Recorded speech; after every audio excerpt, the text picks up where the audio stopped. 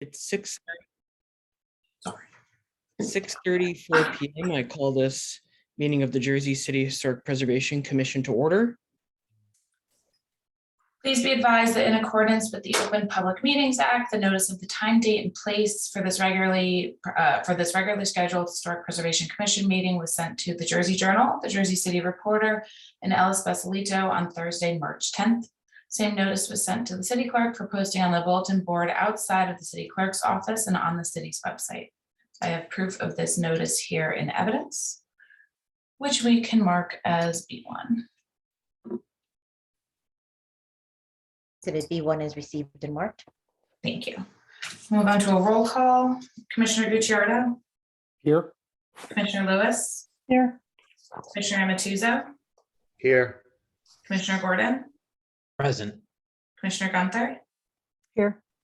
Commissioner Sakong is absent. Commissioner Tagliarini is absent. Commissioner Peppin is absent. Vice Chair Sankamp. Here. And Chairman Blazak. Here, There are 7 members of the commission in attendance. 5 affirmative votes are needed for a certificate of appropriateness. Okay. Moving on down the agenda. The next 2 items are approval of minutes. We have 2 sets of minutes to be approved this evening. The first is the minutes from January 10th. Does anyone have any questions or concerns with those minutes? Okay, hearing none, staff would recommend a motion to approve. I'll make a motion. Second. Okay, I have Sandcamp and Stephen. Okay, Commissioner Gordon, Aye. Commissioner Amatuzzo, Aye. Commissioner Lewis, Aye. Commissioner Gucciardo, Aye. Commissioner Gunther, Aye. Vice Chair Sandcamp, Aye. and Chairman Blazak. aye. Okay, there are 7 votes in favor, none against. Those minutes are approved. Next, we have the minutes from the special meeting of January 31st. Does anyone have any questions or concerns on those minutes? Okay, hearing none, staff recommends a motion to approve. Motion to approve. Second, I missed who got second. Blazak. Okay. All right, Commissioner Lewis, Aye. Commissioner Gunther, Aye. Commissioner Gucciardo, Aye. Commissioner Amatuzzo, Aye. Commissioner Gordon, Aye. Vice Chair Sandkamp, Aye. and Chairman Blazak. Aye. Okay, the minutes are approved 7-0. Next item on the agenda is correspondence. All copies of application materials and correspondence are linked on tonight's agenda. Staff has no announcements at this time, which brings us to open public comments.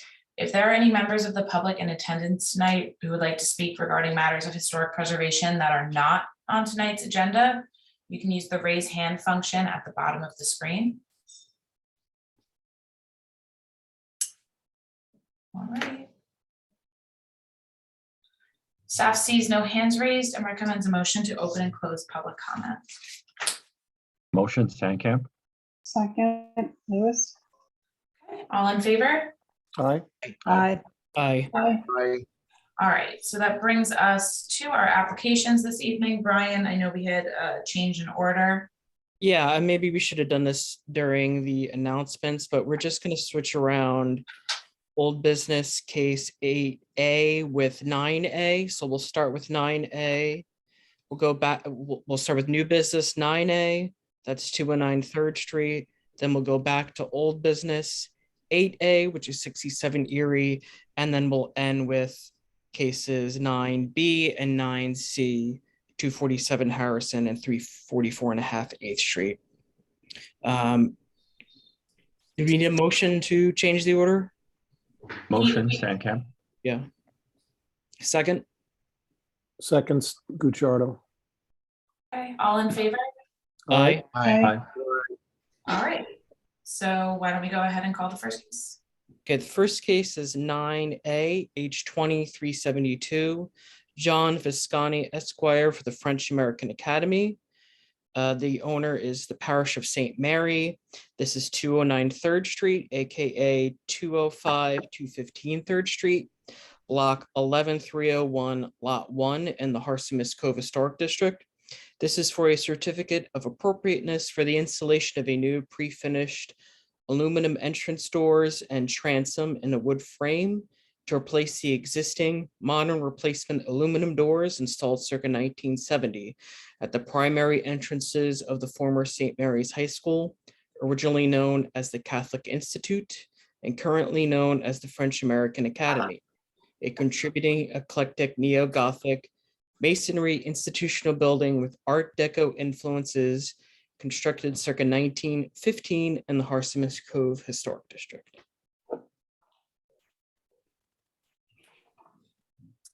John, you should be good to go. We can see you and Jean-Francois. Oh, I don't think we can hear you though. It says I'm not muted. No, now we can hear you. Okay, great. Good evening, everyone.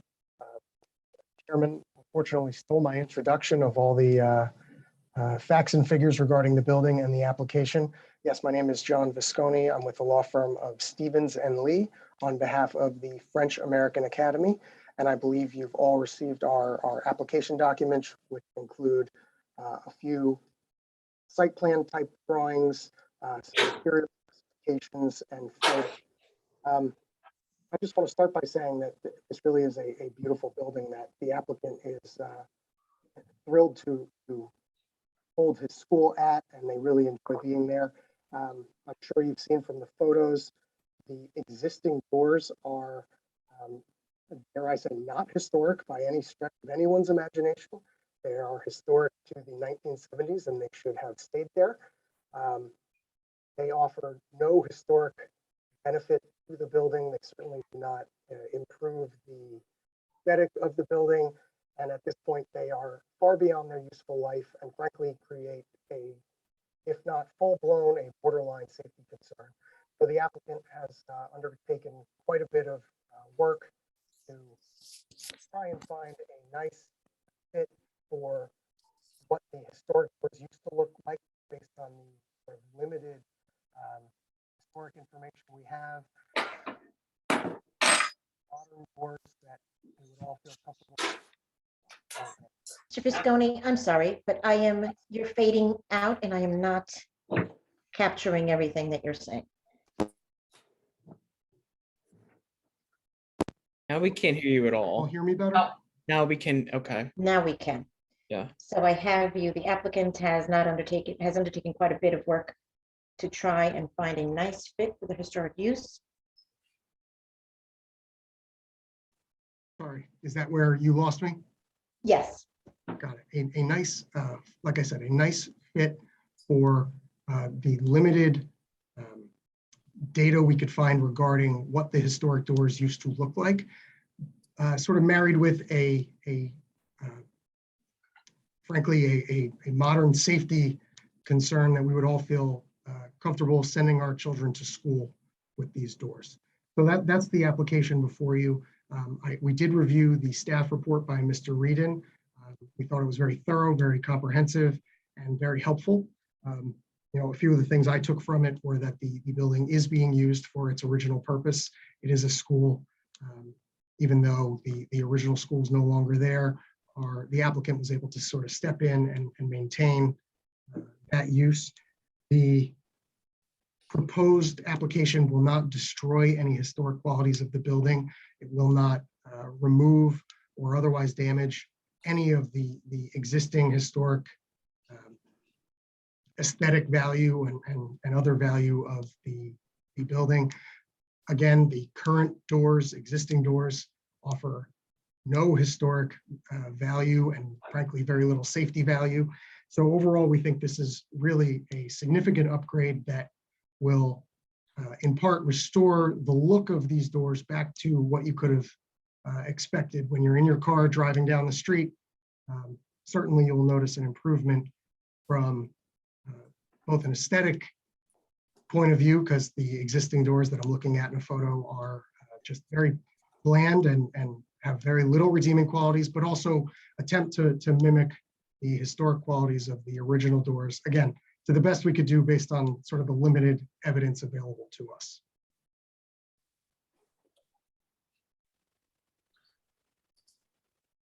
John, were you guys planning on presenting any part of the application through a shared screen? That's, Yeah, I'd be happy to if the board's open to that. Please yeah, do. that's Sure. typically how we go. I will give you privileges to do that. Thank you. And you should be able to share your screen. Okay. And just to confirm, what you're sharing is all information that the board already has through the Yeah. application materials, correct? There's no new Correct. information? Great, okay.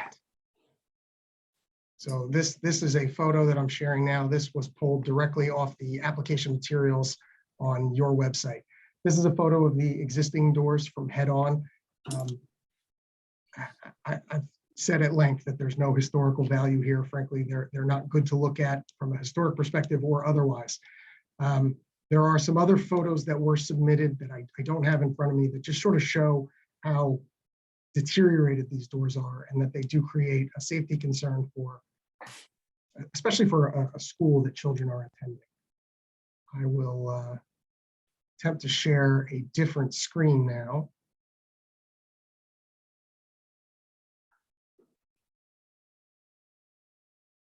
And this is a zoomed in version of the site plan drawings, and side by side you can see the reference photo from the 1920s that we have available to us, as well as the proposed drawing of the proposed doors sort of side by side to allow you to compare. You can see that the transom windows maintain the same aesthetic. The doors have very similar panel locations, sizes, same number of window panels. We really did make an attempt to despite the limited view of the door, the original doors we have, we really did try to recreate them as best we could using some modern materials. And here is a drawing of what the building facade will look like with the new doors. It is significantly closer to the historic doors that you would have expected to find approximately 100 years ago.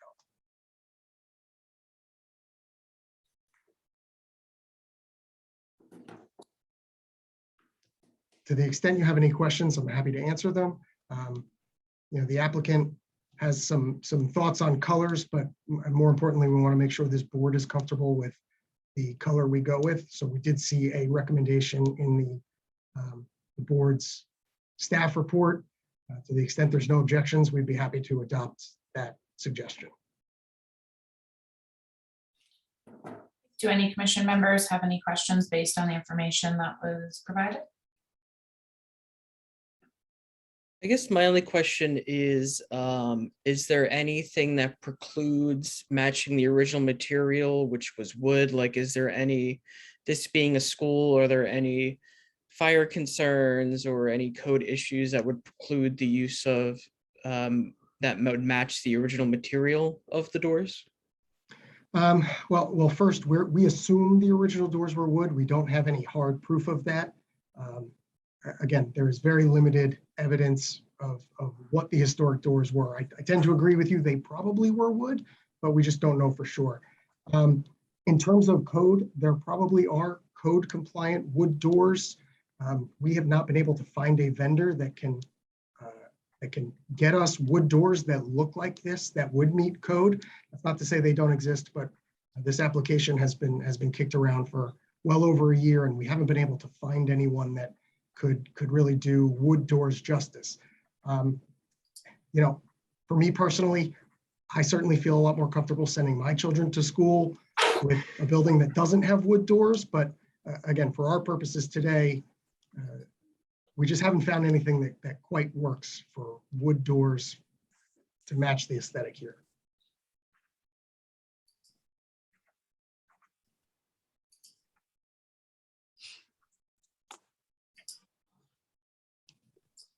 Anyone else have any questions?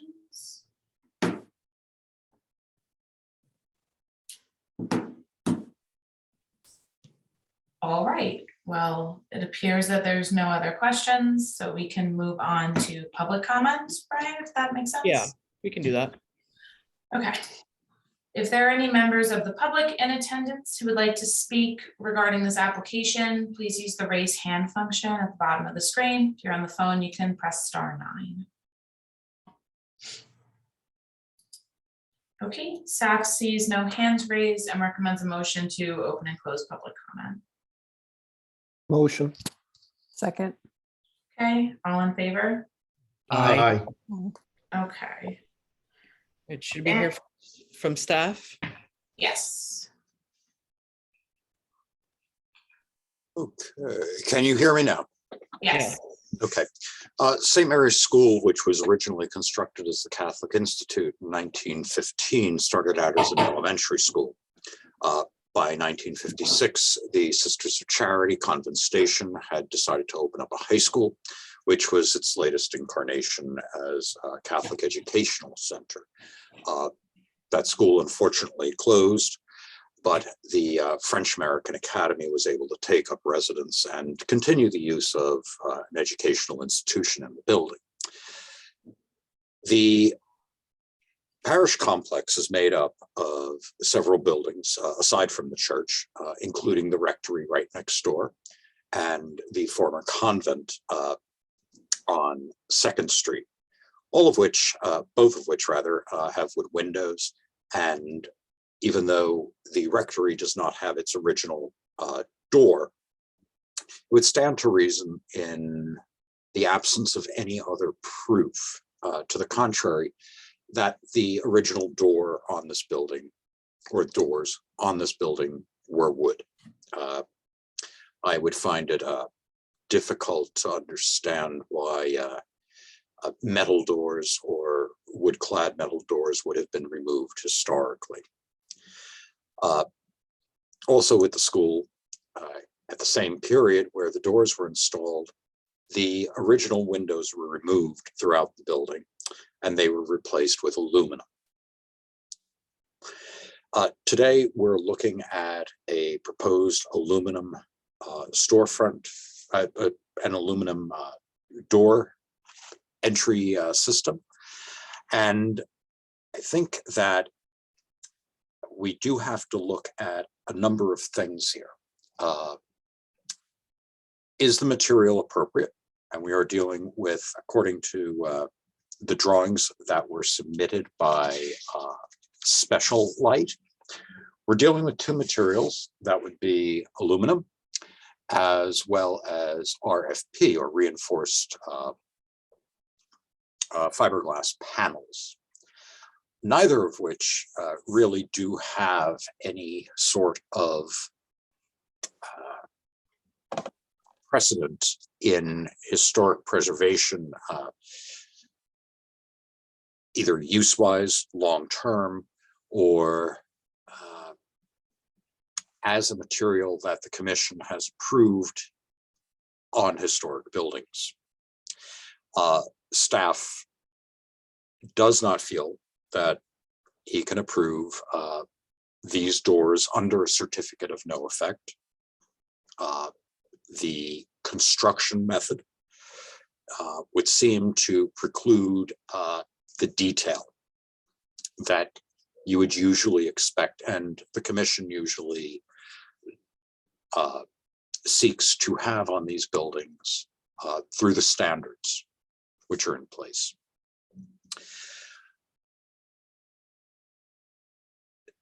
There are two ways that I see of looking at this. Tonight, we've heard that this is an emergency and that there is a safety situation. Okay. If I was able to get that in writing, I would have had no problem under an emergency to issue a temporary certificate of no effect for these doors to be installed to make sure that nobody gets hurt. Absent that, I, as staff, do not feel comfortable approving doors that do not match the what I believe professionally are the original materials, which would be wood, and the original forms. We're talking muntins, we're talking panels, and there are still some questions in my mind as to whether or not we were not able to actually find a wood door manufacturer who would be able to make appropriate wood doors. When I received this application, the vendor had already been picked. So we're trying to work as best as we can with the vendor who was already selected. Do the commissioners have any questions? I'd like to just comment that as part of the testimony that the applicant provided, they cited the picture as being not clear and not enough detail, but I'm sure the commissioners would agree with me that we've been able to verify on much worse photos than that what the details were and should be in terms of materials and style and configuration. So, and I would also like to say that I can't see how it would be impossible to find a manufacturer that could handle that particular configuration. There doesn't seem to be anything particularly unusual about it. Other than that, as far as questions for you, Dan, we didn't see any color recommendations or so forth. What are you recommending in terms of the appropriate color for the product, the finished product? It appears that historically on the building, browns were used. So my suggestion would be to stick with the historic color, which appears to be brown, but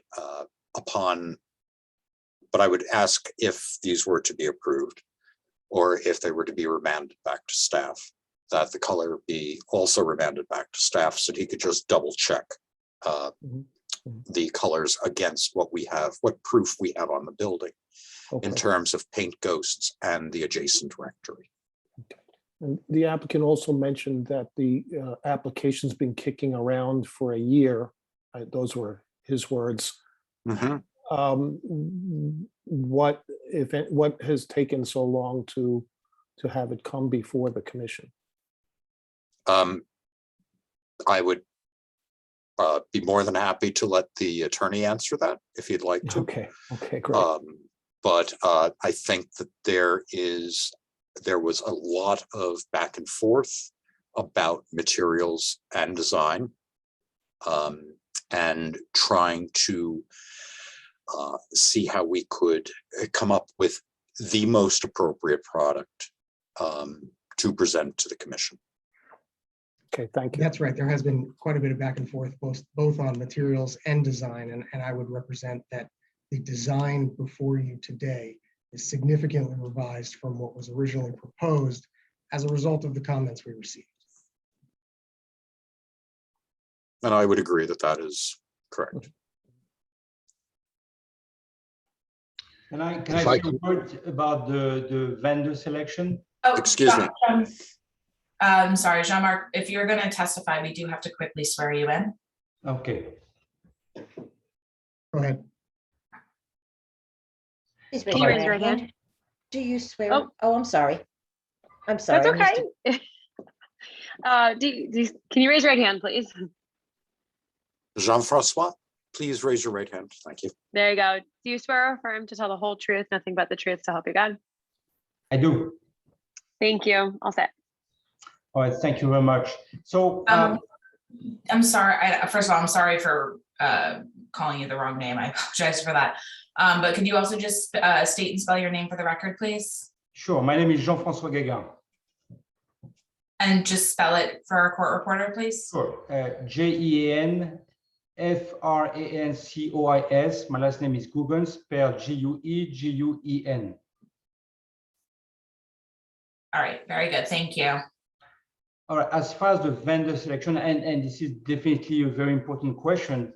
The first thing is that we are using a grant money to finance these doors. They are very expensive doors. And among the list of vendors certified to receive grant money, there was only this vendor, and he was not offering any wooden door. It is very important to mention that without the grant money, we cannot do the work because this is expensive. And if we have to go look for another vendor which is not certified, it shows that we will not do the job. And so that's why we have to work with this vendor and this limitation, which is of course the quality of the door. It is probably the original door were probably wooden, and that's the best we can do with these current vendors, which is certified vendor to receive grant money. And we recognize that this board doesn't necessarily, is not obligated to take into account, funding and costs in their decisions, which is why we didn't highlight that, from the get-go. But if you're asking why the vendor was chosen, it is because there was grant money involved. This vendor is certified for that grant money. And as the applicant testified, without this grant money, the existing doors would be forced to remain there, which I don't think anyone would want. This is our method to get this done. So I think you mentioned in your original testimony that there was a safety concern. And I guess Dan had even said, if he had gotten that in writing, he could have issued this under a temporary certificate of no effect. And I'm not sure what the exact definition of temporary is, if we put a time limit on that, but I don't know if that can be further discussed. I mean, that is one way to perhaps get that at the staff level instead of us. It seems like there's still some questions that we are going to further discuss anyway, but and it does seem like was an option that Dan had put out there as well. I would be entirely comfortable, and I have mentioned this a number of times over the past year, approving a temporary placement of these doors, whether it's a year or the functional life of the doors, in order to deal with any code issues.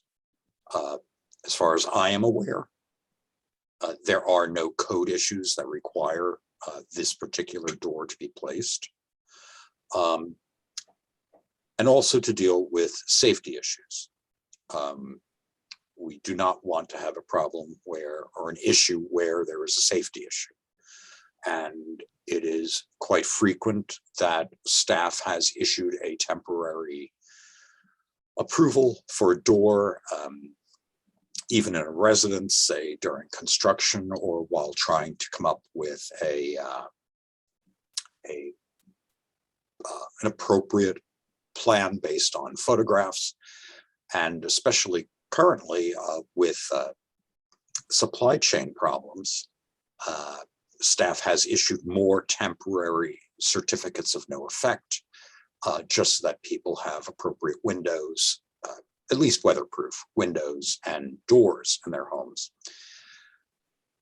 But absent any letter from a certified or licensed design professional, I really do not feel as staff it would be appropriate to approve these doors because of their material, the way the material affects the visual character of the doors, and the particular details of the doors, which are going to be experienced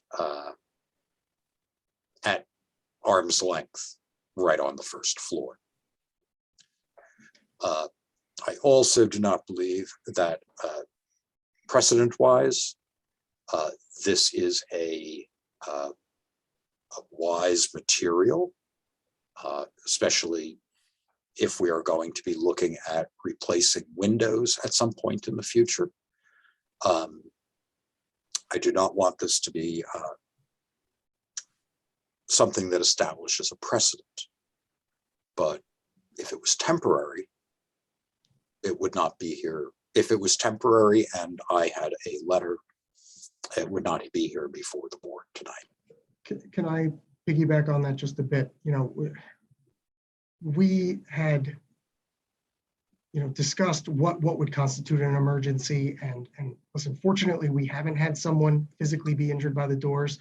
And to my knowledge, we haven't had anyone attempt to break in or break in, but that's not to say that these doors could not injure someone or that they are safe and someone couldn't break in. I mean, again, we're very fortunate that no one has attempted to bend the doors, and we don't need to board them up for any reason. But if a opinion from a licensed person to say that these doors are no longer safe or would require an issue is something that this board would be interested in, we would be happy to explore that. So I think that would be helpful, but also putting aside the materials for a moment, I would like to focus a little bit on the construction details, because regardless of whether we can consider granting it on a temporary status, which would allow us perhaps to agree to questionable material selection, I think we still need to look at that proposed design. And Dan, in your memo, you referenced a putty molded profile and an exterior central astragal. Yes. So were these things that were raised with the applicant and the applicant rejected them? Where were you with that when you discussed it with the applicant? To the best of my recollection, this was part of my discussion with the door manufacturer, Jean-Francois, if you recall. And they were limited in what they were able to provide profile-wise. The astragal, I was told, would not be necessary because there is an interior mullion, which would be in back of the doors from the street. And the mullions, or the muntins rather, at the windows are basically just a very square profile, almost perfectly square, instead of what I would generally expect to either be a putty profile, which would be triangular in shape, showing a putty mark, or would be an OG profile, which would be slightly more curved. But I do think that it's a limitation of the manufacturer, if I understand this correctly. I think we've lost our applicants. I'm still here. You're still here. Okay, they just moved. Okay, just wanted to make sure. I am also concerned about the reinforced fiberglass panels that are being used and how those will actually look in construction on site. Again, this is not an application that I would be happy or wish to deny based on material and construction methods. But I, as preservationist, I cannot recommend the installation of these doors as a permanent feature. Understanding that there may or may not be a safety hazard or a break-in hazard. These are things that have to, that are faced by homeowners quite constantly. And I have tried to the best of my ability to find any sort of way that staff could be able to approve these. But I seem to have run out of any possible way of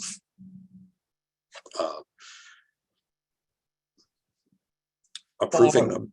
Or Excuse me.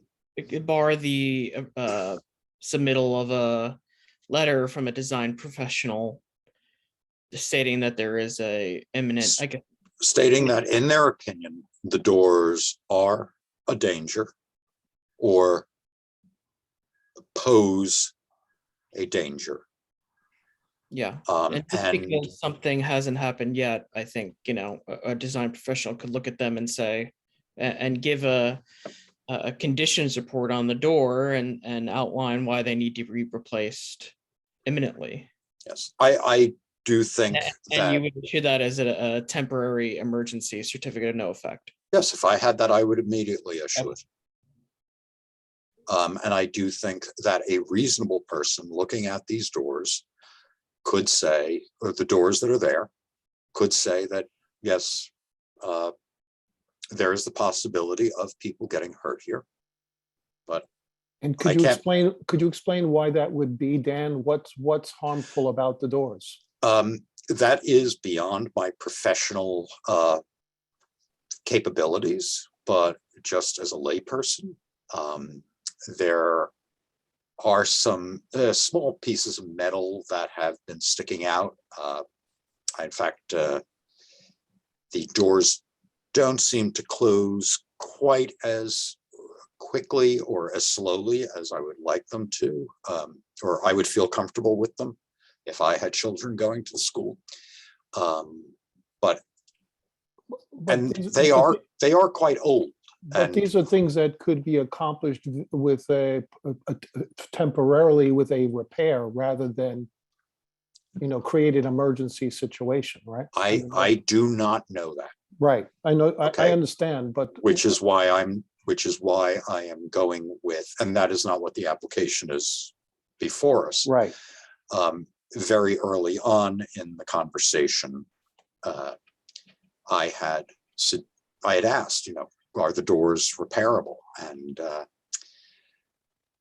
my opinion would be that if they were repairable, it would be even more difficult to find someone who could repair these doors, because this type of construction was really only available for a rather short period. These aluminum, and these are true aluminum doors. I think it would be very difficult to find somebody who could repair them appropriately, at least at this point. The technology, as far as I'm aware, in my limited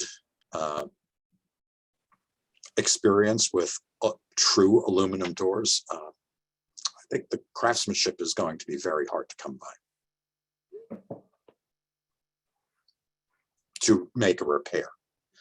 A replacement, to me, sounds fully reasonable, considering the age and the construction of the doors. And you could see, if you look at them, that they are beginning to pit in certain areas.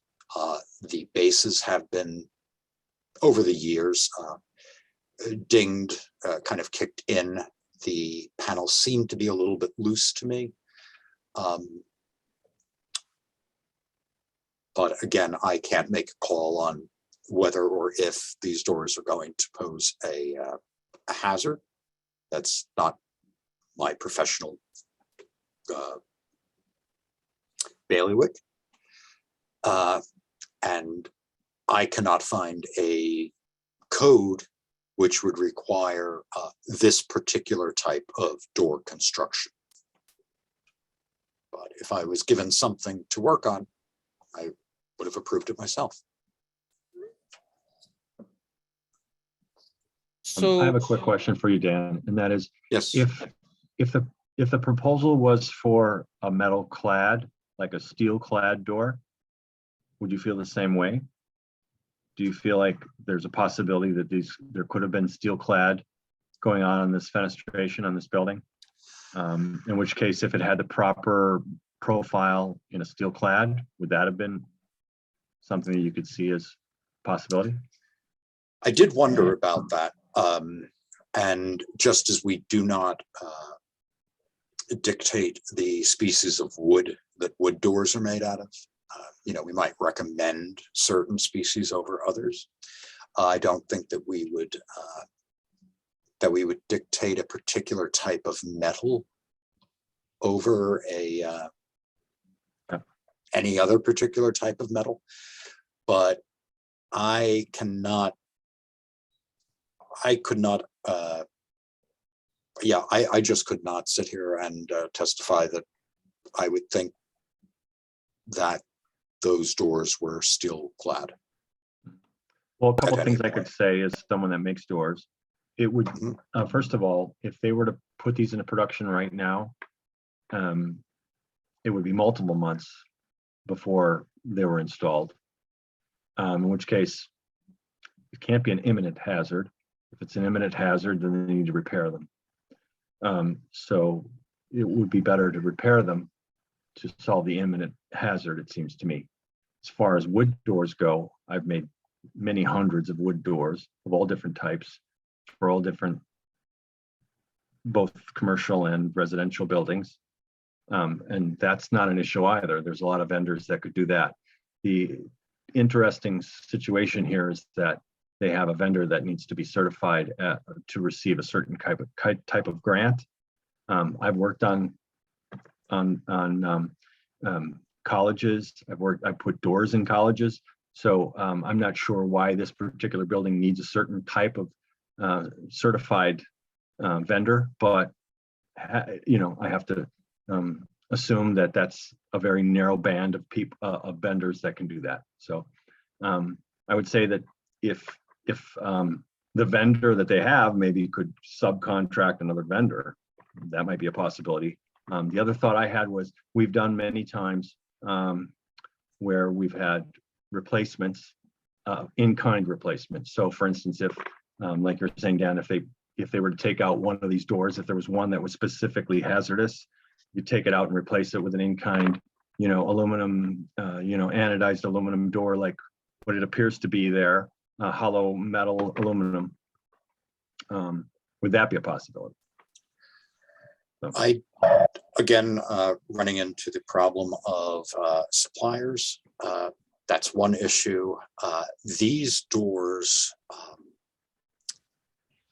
they are not like doors that I have noticed being easily obtained in 2022.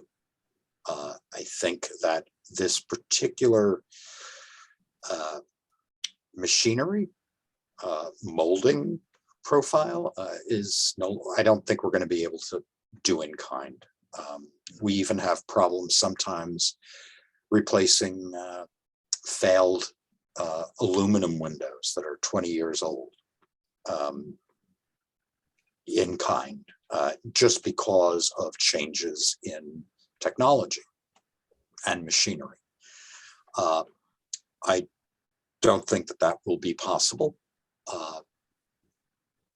But again, I had offered early on to do whatever I could if a wood door supplier was found, to be able to try and help them get certified, to make, or to at least assist the grantor to understand that this building is a contributing element in the Harzem's Cove Historic District, and that we would be more than willing to work with them to find someone who was reputable, who knew what kind of doors could be replaced, could be produced, and to get them certified. Working with the city and with grants, I am somewhat familiar with the need to have certified vendors. You don't want to get a substandard product for your money. But we are here looking at the proposed doors, which are aluminum and RFP. And I should note now that I should probably have mentioned that in my staff report, the reinforced fiberglass panels, and I left that out in the report, although it is clearly shown on the drawings.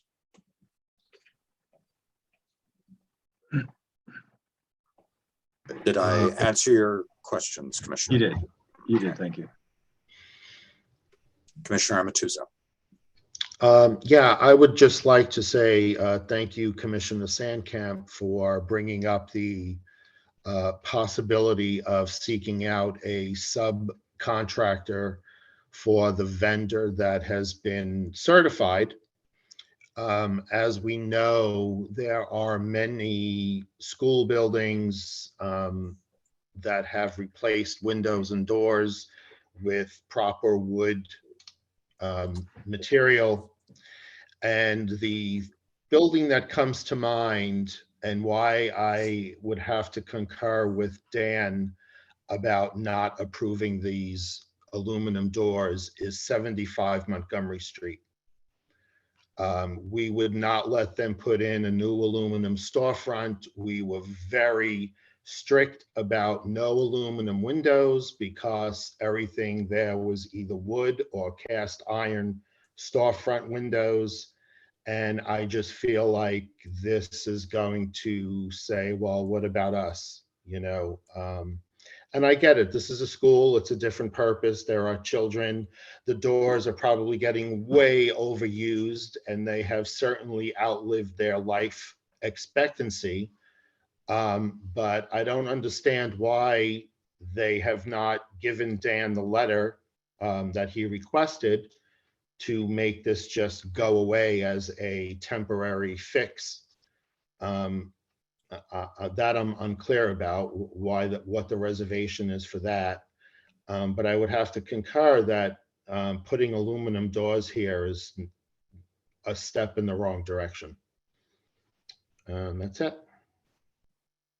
I think that even if the doors do present an unsafe condition, we're kind of facing this false dichotomy between providing a safe environment for the children to attend school and appropriate historic preservation. And this conundrum is driven entirely by the applicant's professed financial challenges. That's what this boils down to. They don't have the money to do this properly.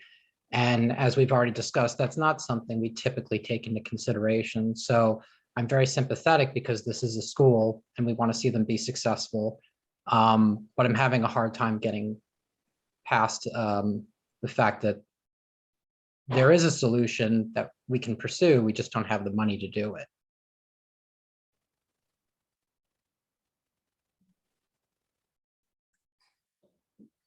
Myself, I'm concurring with a lot of what I'm hearing.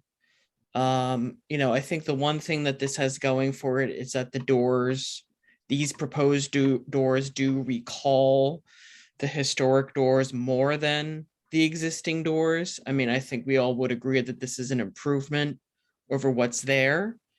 You know, and we're not removing any historic fabric with this. It's not like we have the historic doors or we have, you know, original doors.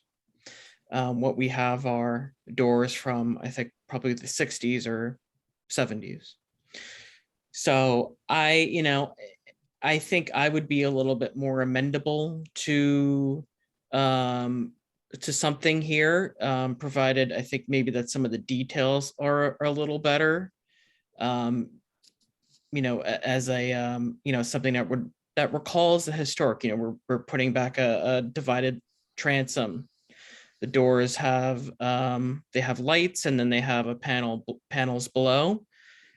You know, I think that maybe it's at the very, very, very minimal meeting our standards, but I certainly understand the reservations from the rest of the commissioners, and I think there would probably need to be some further details added to the door to make them a little bit more appropriate. But I'm hearing, you know, at least I think most of what I'm hearing is that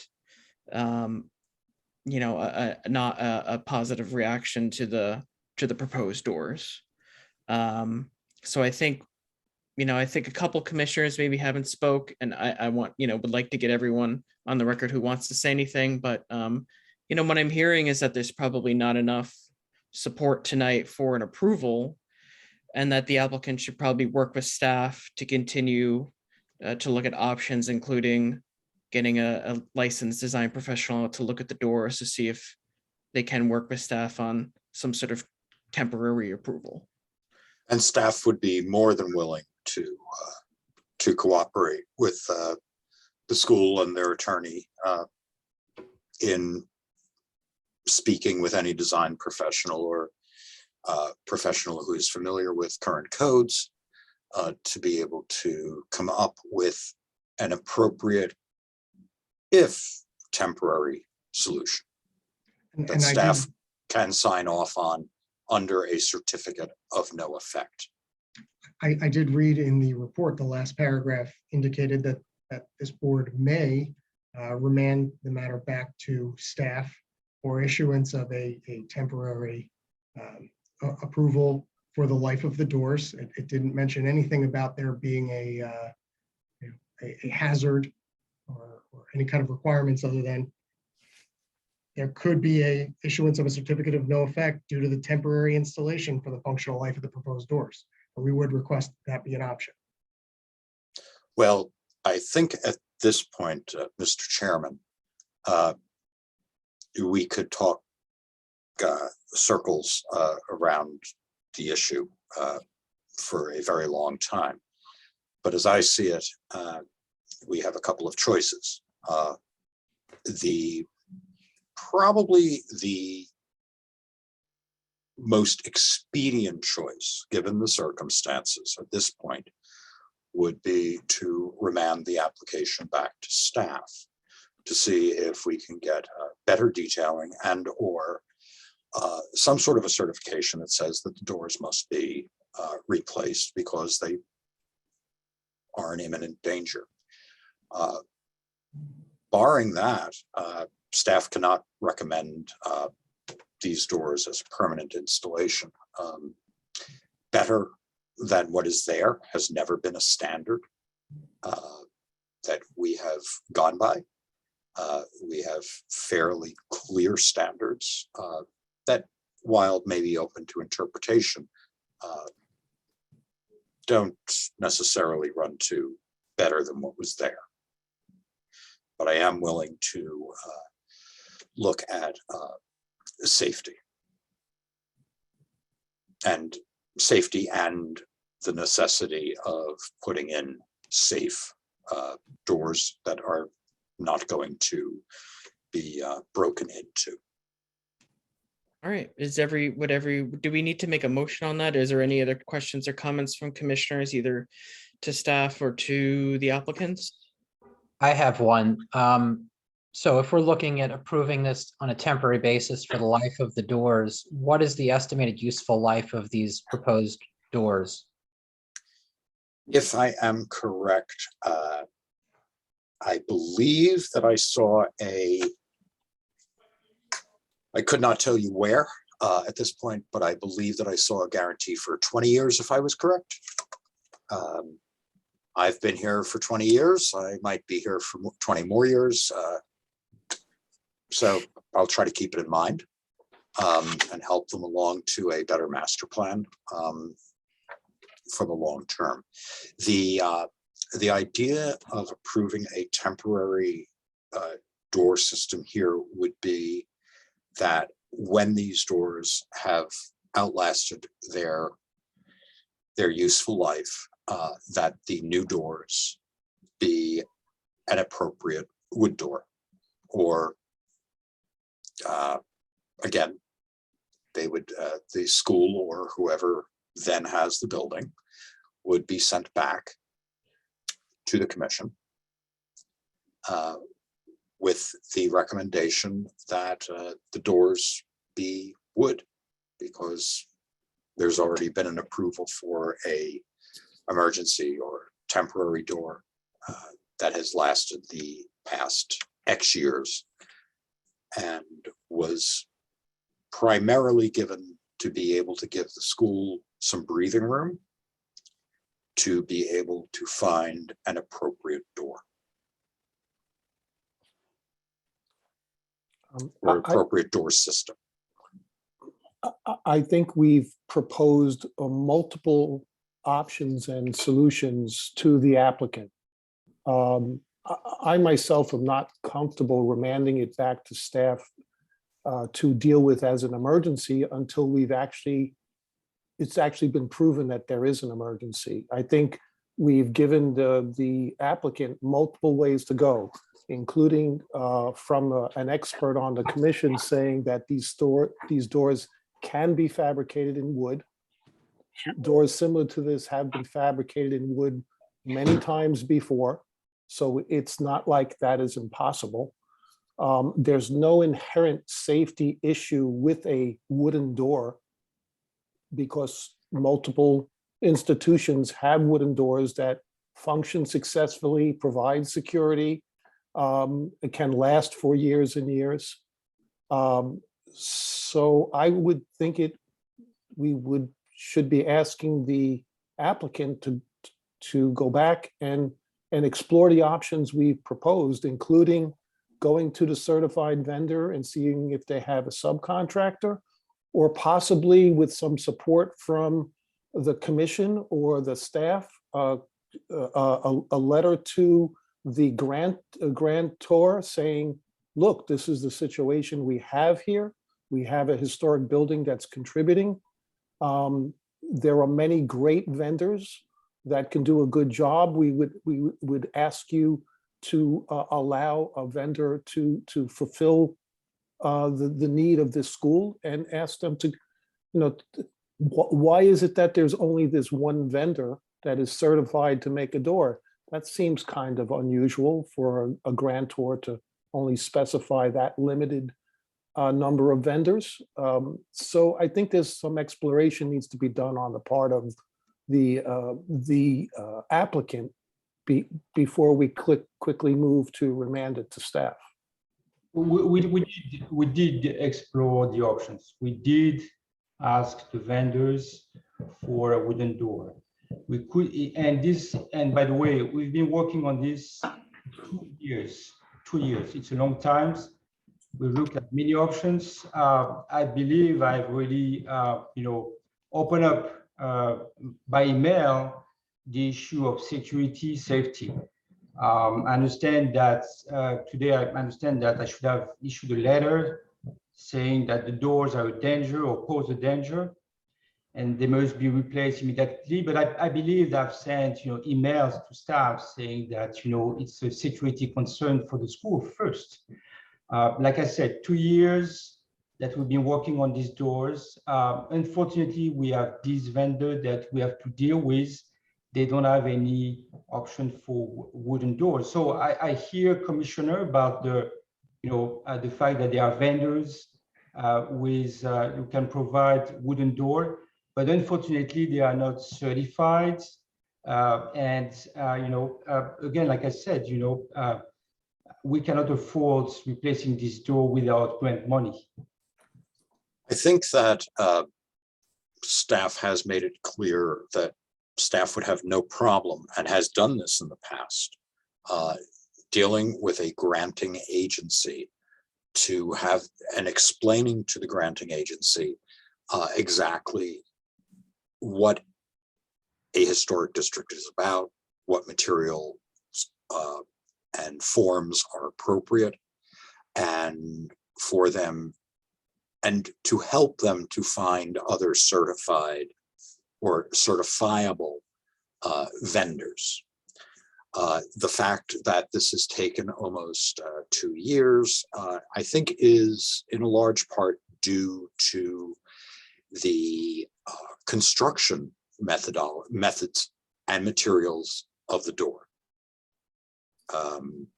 The doors have come a far way from what was originally proposed, but I still cannot recommend them.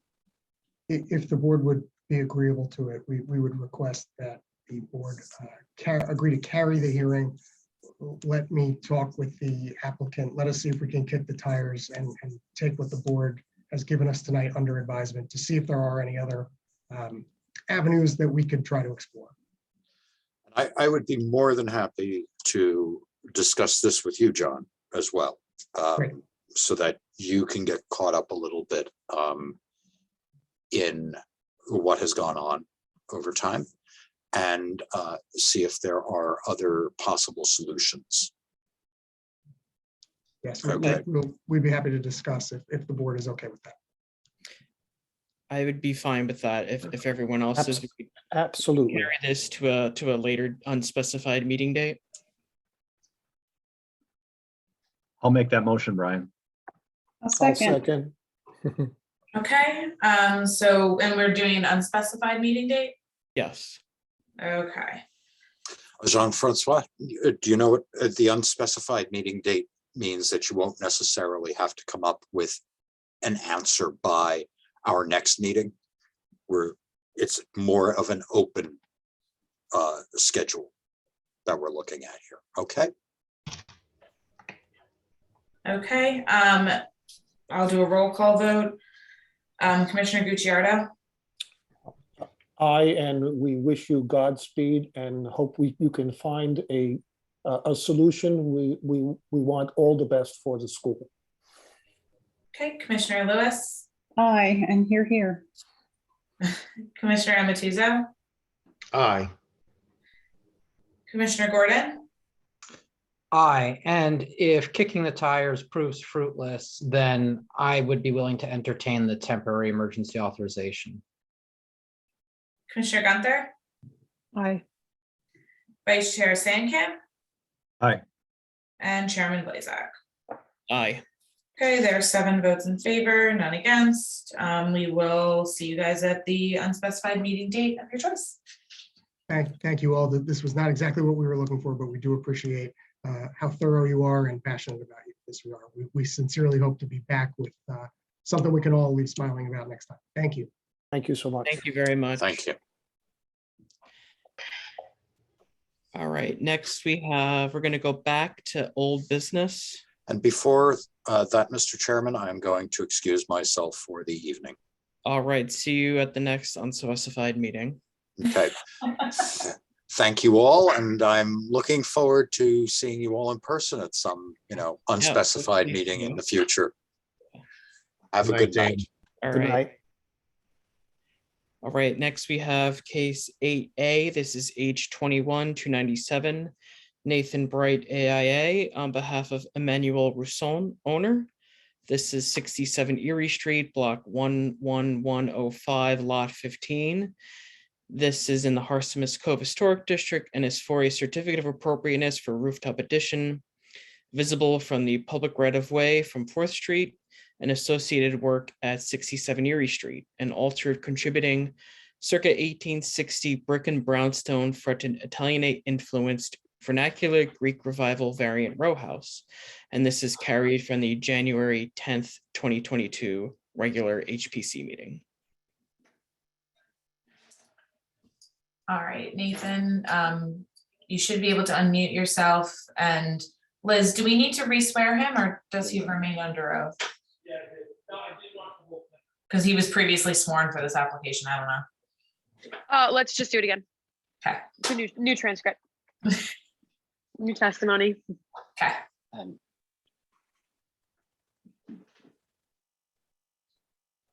He's here. Oh, here. there. Sorry, I'm here. Didn't see it on the other one. I haven't spoken. Hi. No I'm Nathan. worries. Hi. Hi, nice to meet Go you. ahead and raise your right hand, please. Mhm. Do you swear or affirm to tell the whole truth, nothing but the truth, to help you God? I do. Thank you. Okay, if you could just state and spell your name for the record like last time. My name is Nathan Bright, Nathan Bright. Okay, staff notes that Mr. Bright has been previously qualified as an expert in the field of architecture. Thank you. Okay, and you should be able to present. Oh, perfect. Let me share my screen. Oh, While you're sharing, just a note to let you know, while I was not at the previous meeting where you presented, I was able to review all of the minutes from that meeting, and I'm very familiar, so I'm going to be voting this evening. oh, great. Thank you so much. Hold on one second. I have a new computer and I have to adjust my screen sharing. for this computer. Hold on 1 second.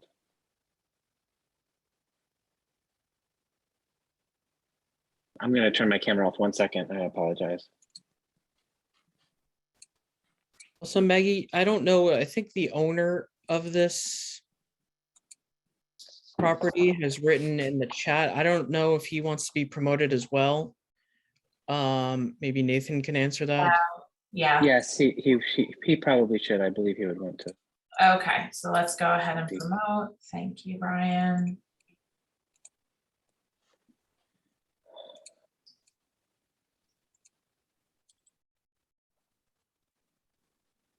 I apologize. Give me, I have no idea what's going on. My firewall is not letting me share my screen. So Do you Nathan, I can pull up your plans and share my screen if you think you can walk through it that way. Yeah, I guess so. It says it's off. Yeah, I guess that would be fine. We can do it that way. It's a little bit awkward. I apologize. Let me start up my video. I have one of the brand new Macs that like cost like whatever and just took 3 months to get, and I can't even share on Zoom. So I apologize. It's all right. Why don't we, Emmanuel, am I pronouncing that correctly? Yeah, absolutely, yeah. Great. Why don't we go ahead and swear you in before we begin sharing the application? Great. Can you raise your right hand? Of course. Do you swear or affirm to tell the whole truth, nothing but the truth, so help you God? I do, thank you. Thank you. Can you just state and spell your first and last name for the record, please? Of course, my first name is Emmanuel and my last name is Rousson, Rousson. Okay, great. All right, Nathan, I'm gonna go ahead and share. Hold on. I think I just you got figured it? out. Yeah, hold on. I think we Well, I lost don't think that him. worked. No, I don't think that worked either. All right, I guess let's give him a minute. Let's We give him can a minute, yeah. Yeah, we could also, if you guys would prefer to, we could also jump to the next application. I do see their attorney and applicant here as well. Or I can just share the plans like I offered. Let's see if he rejoins in the next minute or Okay. so. If it goes more than that, maybe we should jump ahead and then go back. I think, oh, he's back in as an attendee. Oh, okay. All right.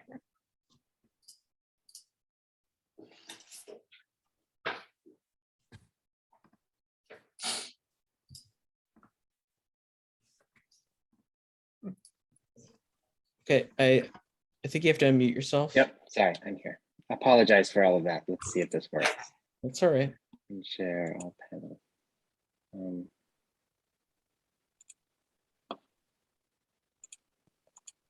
Oh, perfect. All right, I am back on. I am. There we go. Okay, can you see my screen? Yay, success. All right, thank you so much for taking the time tonight. Again, I'm Nathan Bright. I'm the architect for 67 Erie Street. And you also have Emmanuel, who you've met, who is the owner. In a quick recap, because I know we've all had a long day and a long evening, let me just go quickly to what the scope of work entails so we can all place ourselves. What we are proposing is a new 3rd floor for a 2-story building with a garden apartment. You can see in front of you, this is the block and lot, situating yourself. Yes. Really quick, I know we heard this like just 2 months ago. I think it's fresh in everyone's mind. Okay, maybe perfect. Just get to the alterations or changes that you made to Brian, I would love to. That sounds great. That sounds great. Here's just for the reference, this is the first, just so we know what we have in plan. This is the 2nd floor plan showing the stair going up. And this is the revisions to the 3rd floor that we had. So here again, Brian, I know we'll get to this, but this is the views from Erie Street. This right here is the view from 4th Street without the trees in the, without the leaves in the wintertime and the collage.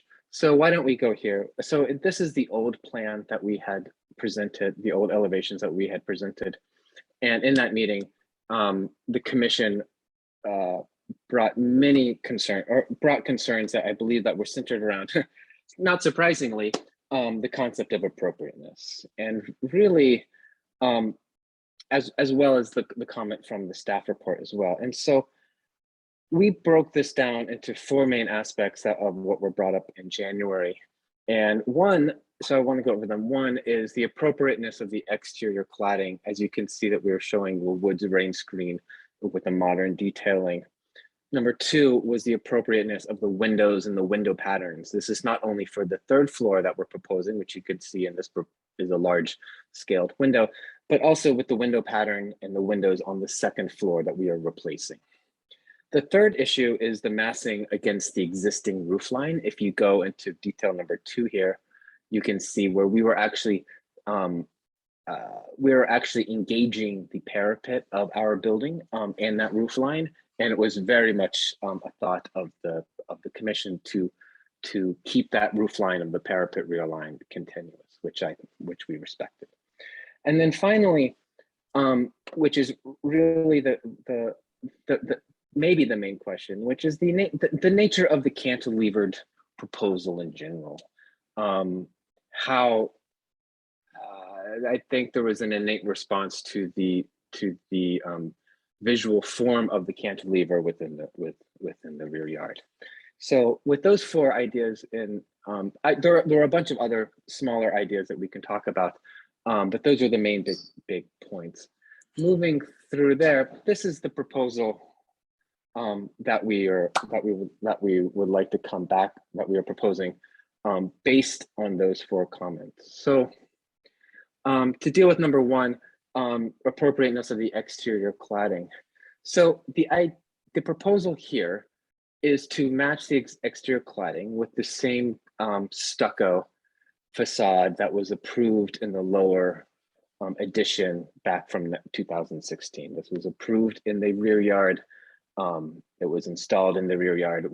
I believe that we have we're not removing ourselves from any materials that are not already present within the context, and it just simplifies the massing and to some degree lets it go away, right? It is not trying to be it's less formal at this point around.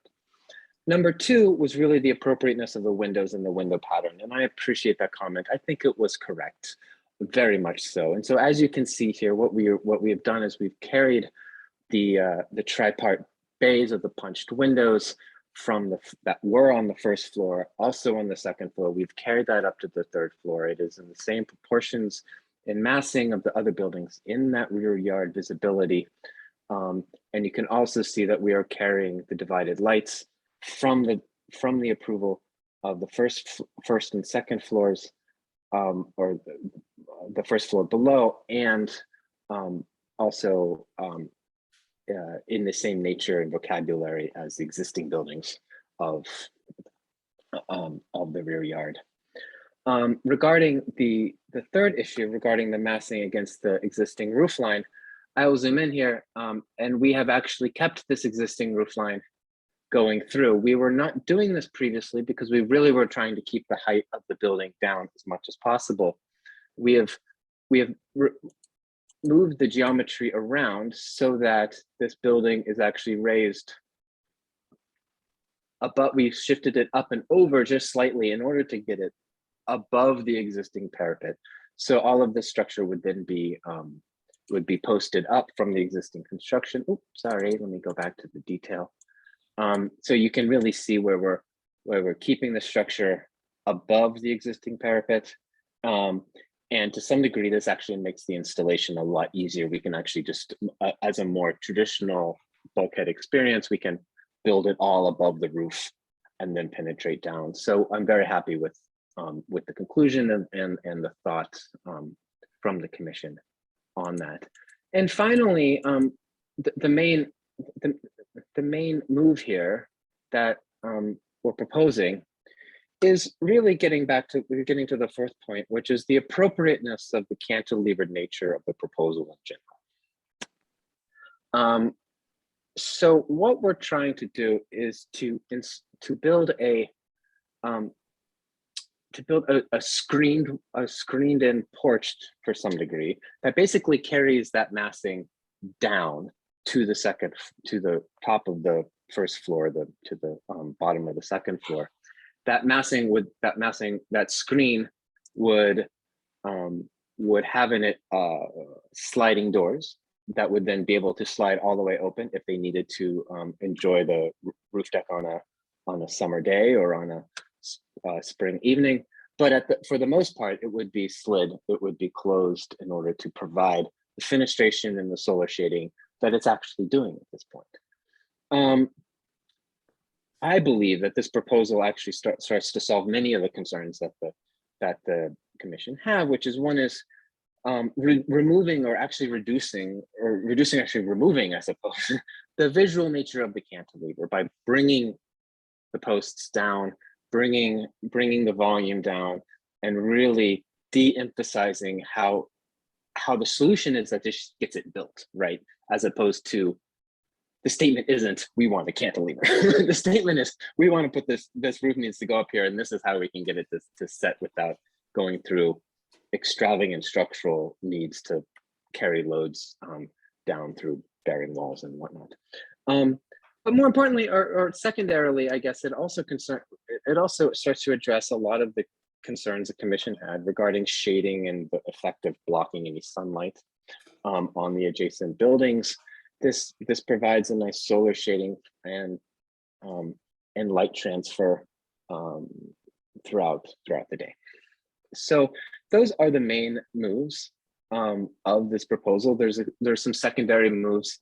We have removed the light that was shown here, and we put recessed lights up in the underside of the soffit of this extension, which gives us the exterior light without having any formal vocabulary to it. And this is the drawing for the rear and the drawing for the front. And then finally, I would just, let me go back to here, because this would give us more. So in here, I guess the main question here that I would actually ask the commission on talking about this is, because the questions were very much around appropriateness of it in the rear yard. I kind of feel that appropriateness doesn't stand on its own, in the sense that appropriateness needs a context. You don't know if your dress is appropriate for the party without seeing what other people's attire are. You don't know if it's appropriate without the setting, or even without the factors of the weather.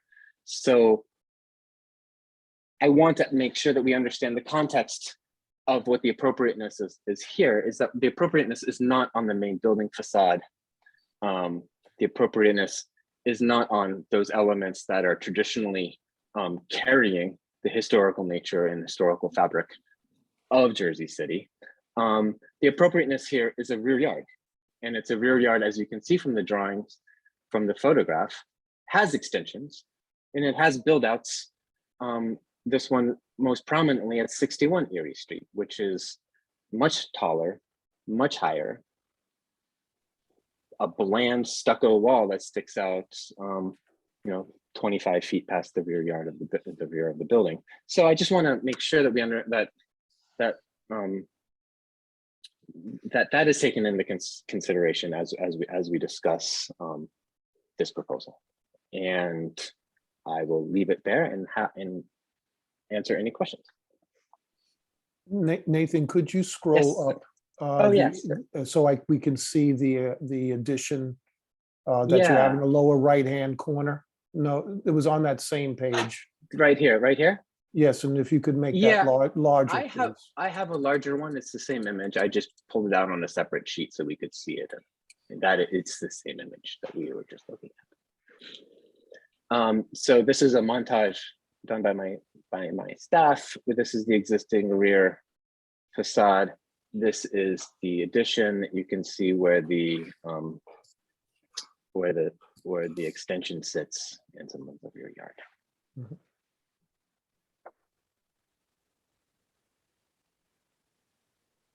Okay, thank you. Sure, of course. Thank you for. I think last time I recommended building a Okay. mock-up so that we could see Yes. was that done? No, the mock-up was not done. If the mock-up,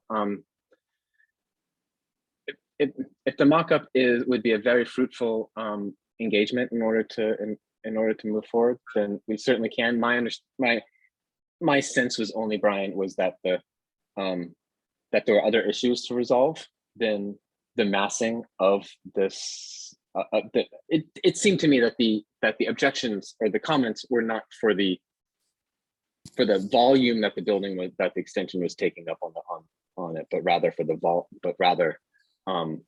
just the general nature and comportment of the design at the moment. But if it does come through, if Brian, if a mock-up is required, we can certainly do that. It is not a complex. Well, it was just a piece to do. suggestion, and Yes.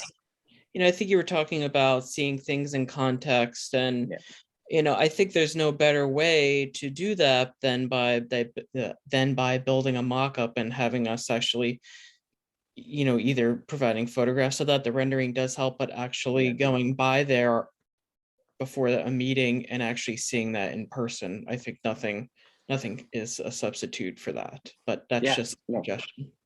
No, I agree. We took it under serious concern or consideration, and I think we wanted to make sure we were off on the right foot regarding the proposal and what we're looking to do.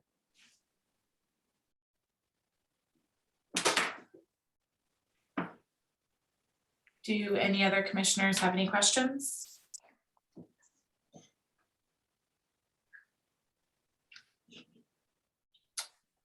May I see the floor plan of the top level, please? Of course, yeah.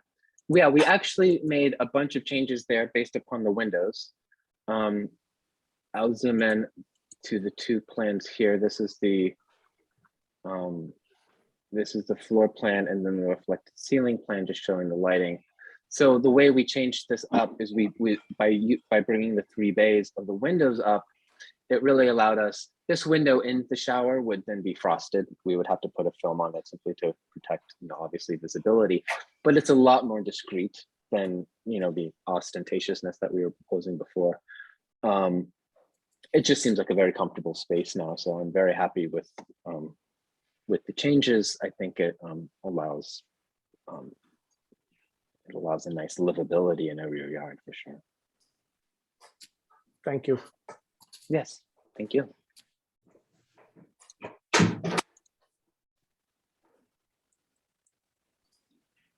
All right, are there any other commissioner comments, questions, concerns? I mean, the only other thing I was going to say was I don't know how the I don't know what you called it, but the rain screen off the existing top floor. I don't understand how that makes it less, answers concerns about like shade next door, other than the fact that the maybe penthouse has changed a bit. Maybe you can explain that more, because to me it makes it, if anything, I think it's you're hiding the existing rear facade more than previously. So I didn't quite understand that rationale. The rationale for the solar screen was very much the question was very much, is this a distraction? That was brought up. Is this a distraction, and is it appropriate as a distraction in the rear yard? And so the goal here was to remove the distraction. The goal here was to simply, because we have to cantilever the building in order to make it structurally work, does not mean that we have to then emphasize the cantilever.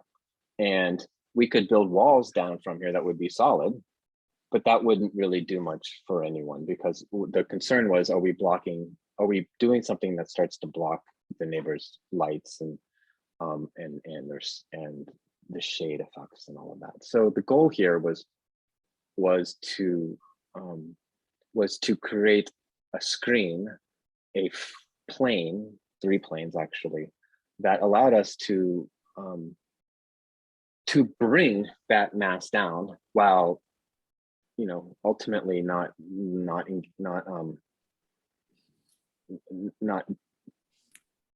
bringing it down something that was much more that was doing more damage than good, right? So we really wanted to bring something down that added to both the space inside and the space outside. So I see what you're saying is you're de-emphasizing the fact that it's a cantilever by, in a way, recalling if this were a solid wall there, which would then be, you know, replacing the existing rear facade, which I don't know if that necessarily to me answers, you know, goals that I would have from a preservation standpoint. I mean, I understand that architectural argument, I suppose. Yes. Okay, thank you. I have one question. With regard to the height, now that you are sort of popping up over the rear cornice, is the ceiling height the same in the addition, or is it now shorter to sort of compensate for that additional raise? Yeah, we did a couple things. The ceiling height is slightly shorter. It was pretty much, it is a game of inches to feet. We popped it up and then slid it slightly back so that we can maintain the angle, and then shortened it and then shortened it. So we kind of did a squish, a raise, a slide, and a squish in a top squish. Overall, is it like tall? How much taller is it than the previous version? It's not taller at all. It's shorter than the previous version. It's shorter than the previous version by, I think probably like 6 inches is what it ended up being. Okay. It was, you know, the geometry of an orthic. So Nathan, I wasn't on your last meeting, but like I said, I listened to the transcript, or read the minutes. I guess the way I look at this is that if I was to have seen this in 2016, when I was on the commission and this addition came before us, would I have said, you know, the condition to allow you to put that addition on the back, it probably would have been to lop off this penthouse. I guess if I was to look at this and what's more objectionable to me, I would rather see a full height addition on top of that deck than have this unit on top of the building. It's like you're wrapping the entire building, except for the primary facade. And to me, that's, I take issue with that. If this was in a enclosed block where there was no public right-of-way visibility of this structure at all from the back, I would be okay with it. We wouldn't be seeing this. You wouldn't be back. I think most of us would say while it's modern, while it's not what I would prefer, it's not visible from the public right-of-way. And so in my opinion, it would be okay. However, sitting on top of the building that way, I think I would have preferred to see a full height addition than to see that on top of the building. Thanks, Tony. That's my 2 cents. Tony, would you run a full height addition here, considering that we have an existing row of buildings? I don't think that's the answer either. I still think I felt like, Brian, I felt that I would prefer it to a penthouse that now is pretty much wrapping the entire building. It's more than a full height addition to me. I still think a penthouse that doesn't cantilever is preferred. And I mean, you know, this might be something where nothing is appropriate here. I mean, yeah, I guess if it didn't cantilever, but I'm thinking of what would catch my eye if I'm walking by. This would really, I would see this so automatically, immediately. I would see it as I'm walking by that opening. I would see it. I don't know why I was like, oh, I think a mock-up here would, you could actually, I always think a mock-up in a case like this is important because you can actually, if it's done before the meeting, we can walk by it and actually judge it Yeah. ourselves. Yeah, I guess you're right, Brian. I would think that might be something that would be beneficial. Just a couple of 2x4s up there. Yeah. With a little tag or flag on it. And I gotta say, I respect Nathan's argument with the screen, saying that, well, but at that point it's like, well, we might as well fill it in too. You know what I mean? Yeah. But I respect that architectural argument. I don't know if that's a winning preservation argument, but I will say I respect him for making that argument. Well, that back wall is still there. Yeah. So it's complete and it is marginally visible. So yeah, you can make an argument there. I just think if I was to have been presented with a full height addition and they gave me multiple options, I would have taken, I think before this, I would have taken just sort of a standard full height addition. Not that I'm saying that that's something that I prefer. I'm saying over this, I think, for me. Okay. And again, only because it's visible. Any other questions from commissioners at this time? Okay, I guess we should open up to public, if there's any members of the public who wish to speak on this item.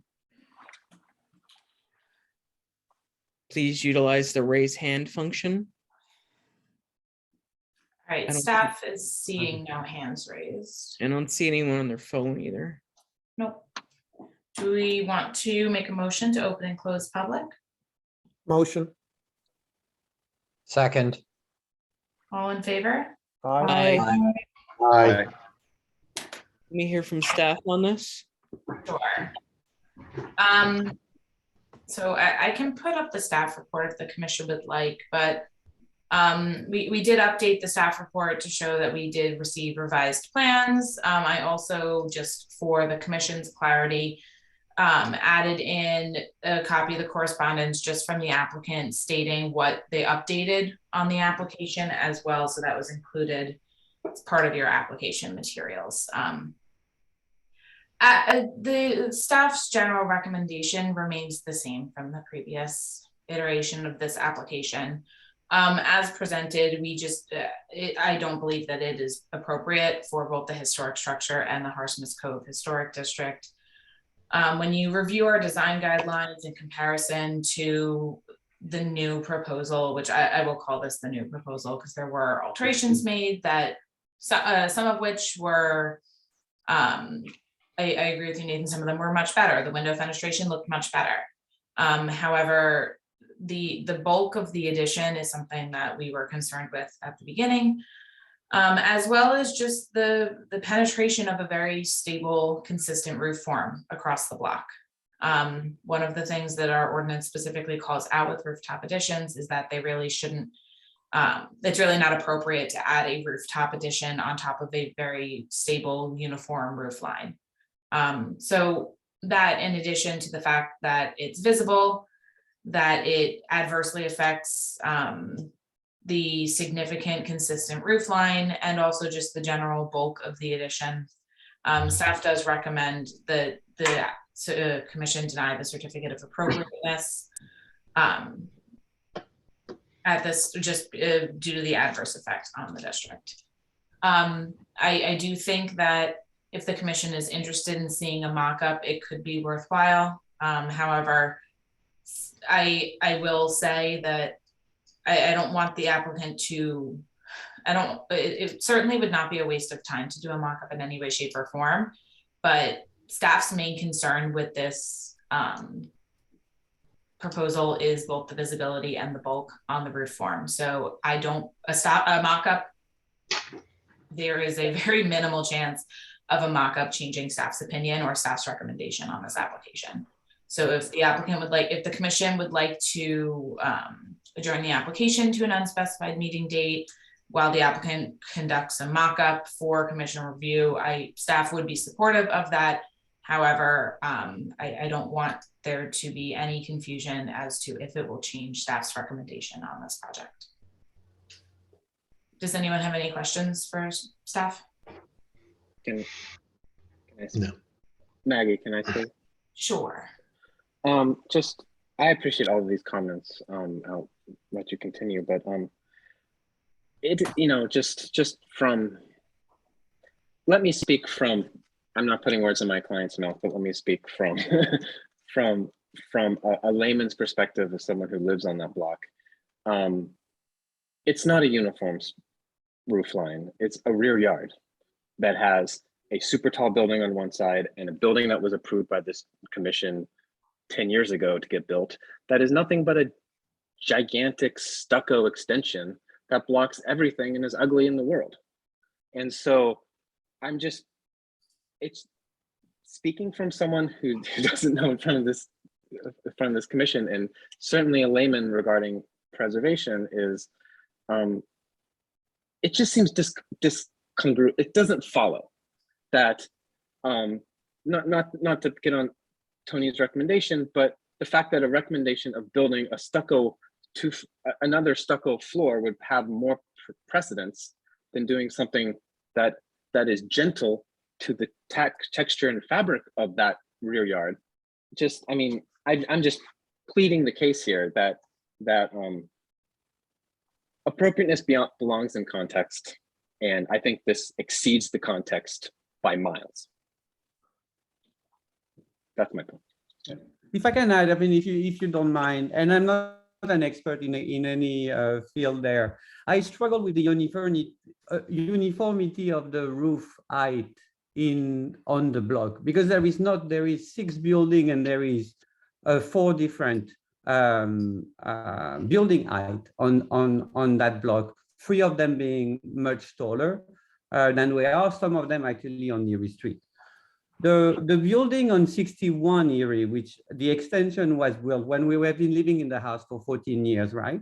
That extension that Nate mentioned, and we leave the work here because the work lasted forever, is seen both from Erie Street, actually, from an opening on Erie Street. You can see the whole back of that stucco extension, and on 4th Street as well. On 4th Street, I have a house there which I built an extension as well that I can see from here, I can see from 4th Street, and I can see from an opening on 3rd Street as well. So there is no uniformity of building height on the block whatsoever on 4th Street and on Erie Street, on that side of the street, the opposite side of the street either. So while I might not understand the technicality of the rules being followed there, if we look at semantic, there is no uniformity there. So I'm not sure by raising, actually still being lower than a lot of 2 of the building on the same block on Erie Street, we will still be lower than them. How does that break the uniformity of the block when there is already so many variation in the height of the building? There is actually variation on the front of the building. There is a lot of variation on the back of the building. We are not touching the front of the building, understandingly, but we are touching the back of the building where there is a lot of variation of height there. So I'm a little bit confused by the comment there. Well, your building is the northern part of this row. I think there's 4 buildings in this row, all 2 stories with the basement, and they all have the same roof line. No, so we're talking about that row specifically, is what we're talking about. I think we're talking about the uniform roof line. There are buildings that are taller. They're not part of the same row, built at the same time by the same architect, likely by the same builder. So we're really talking about the 4 buildings in particular. I guess yours is in the northernmost. I think it's the second northernmost. Actually, there is 4 buildings, you're right. One which was built up in the front on Erie Street. Do you have that picture, the one where we see the whole block, Nate? No, I don't believe no, that. It wasn't in the submission, Emmanuel, so I would. Can we show it? Because we have that picture that shows actually there is no uniformity in the front. And on that building, you are right on both sides. If you take one building next on either side, they have different height as well. So I'm out of the 1, 2, 3, 4, 5, and 6, actually, you have 4 different height of the building. Actually, those houses are the family. The one which is next to my neighbor on 63rd is actually 1 floor up. So at one point it was approved to be raised on Erie Street, on the face of the street there. We don't see it on that picture. Mr. Just for the commission's, and I don't need to remind the commission of this, but each application is evaluated on its own merits. We don't go comparing buildings to one another or what has been approved at other sites. Generally, we try our best to avoid that. In this particular case, we're talking about the uniform roof line of the row that this building is a part of. So there are 4 buildings. You can see them all pretty clearly here. And you can also see the uniform roof line up at the top. No, actually, the one on the right is not the same height. You already have. I don't think this is very helpful at this point. You know, if you want to come back and submit more photographs for our consideration, I'd be happy. I don't think this is helping very much at this point. I would agree. Okay. I mean, I'm just saying that there is 4 houses and they are not the same height. That's what I'm saying. Yeah. Okay. I mean, to me, it looks like they're the same, but you know, maybe there's some photos you can take from your own I can point it to you. Yeah, I can Or- point it to you. You can see it on the picture that Nate was showing, Nate. or even The from last your one- own roof might help as Right. well. I also just would generally like to remind everyone that we are in staff comments now, and maybe some of this should have been Sorry. addressed during the applicant's testimony. Oh, okay. I didn't Well, know. we were, Okay, Okay. so I had asked if the commissioners had any questions for staff. Sorry about that. Yeah, and can you remind me, the existing addition, was that also commission level? That was also commission level, okay. So, you know, there was, Nathan, you were the architect on that as well, right? So, you know, this Yes. building has been in, you know, we have, which is typical, you know, building additions that are visible that don't rise the full height. You know, we have approved that. We haven't approved an enlargement of this building here. I'm not sure how big it is, but you know, we have approved that. And I think rear yard and rooftop is a lot. This is a large addition no matter what. It is a smaller building, but this is a large volume that's being added to the building and is visible. I have a question for staff. Sure. Building on what Brian was just discussing about the, it's already been enlarged and we're proposing another enlargement. Is this a 2-family house? My understanding is yes, it is a 2-family house. Okay. Without floor plans, I am looking It's at illegal, that right yeah. now. I don't know if we have full floor plans of, yes, we do. Okay, so yes, it is. yes, so it is a 2-family house. I don't know the exact configuration of the 2-family house, but there's 2 units. Okay, are they owned separately or not? No, No. we own the whole house. The basement floor is actually an apartment in itself, and the floor above are our primary residence with myself and my family.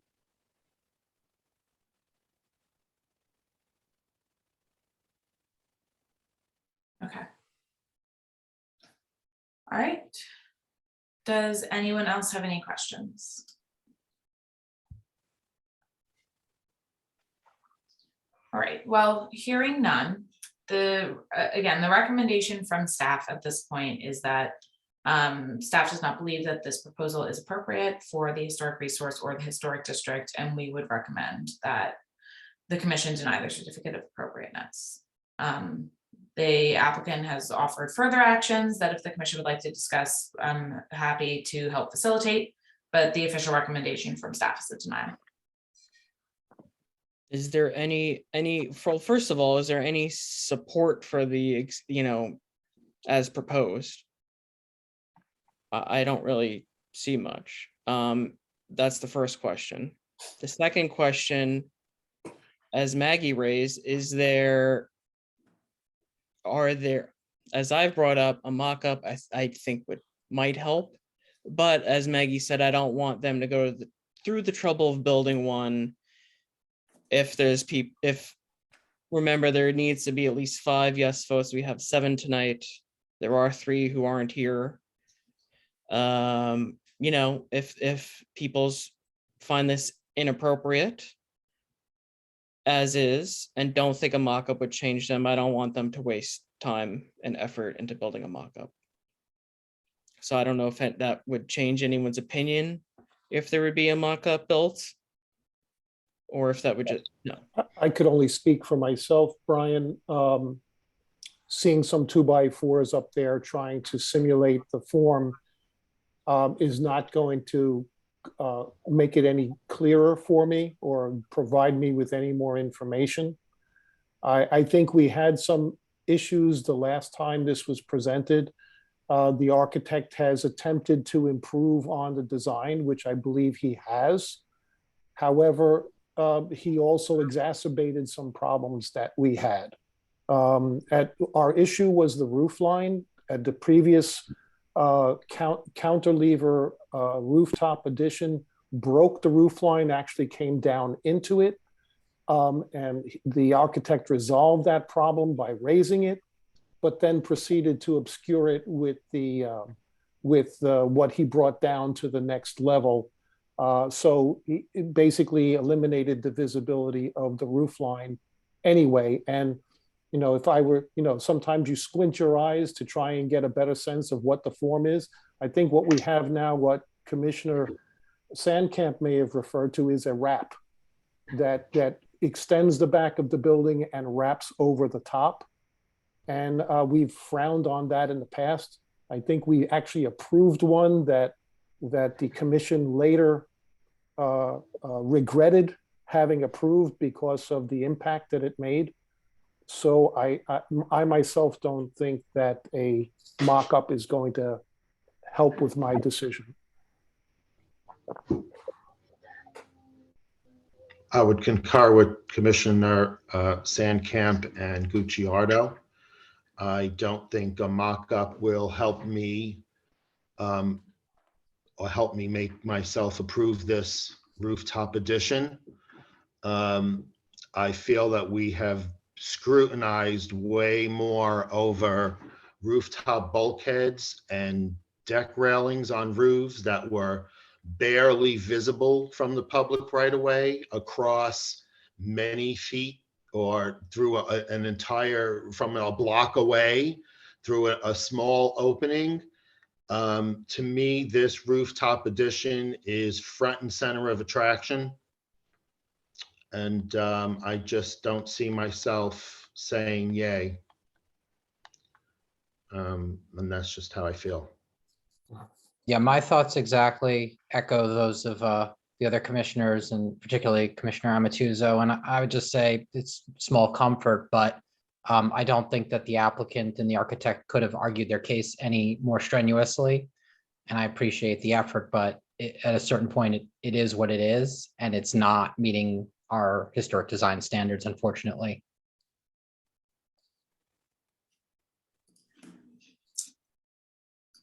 I think that's at least 3 people, so I don't think we would have, you know, support for an approval here.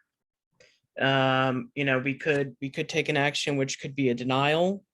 Another option would be, you know, you could come back with something that would include a smaller penthouse that either is set back to meet the rear facade or set back even further. You know, that is something you could explore. I don't know if that would give you the space you're asking for, what, you know, how feasible that is. That is something you could ask for, Nathan. Yeah. Just specifically on that question, it was mentioned regarding extending the current build out, the current extension up a floor. I don't want to waste everyone's money. I don't want to waste every money and do every time, but you know, look. I wouldn't recommend that. I know that's what Tony Sandkamp said, or he prefer. I would not support removal of an existing visible top floor of a rear facade. Right, and I would be careful here about recommending what we might approve, because without polling every commissioner, we'd have the applicant coming back with what he thought we would approve, and then we still might not approve it. The issue, bottom line, is visibility from the public right of way. As Commissioner Sandcamp said, if it wasn't visible, we wouldn't have these issues. We've done full height additions on backs of buildings that are not visible, but this kind of changes what's happening from the public right of way.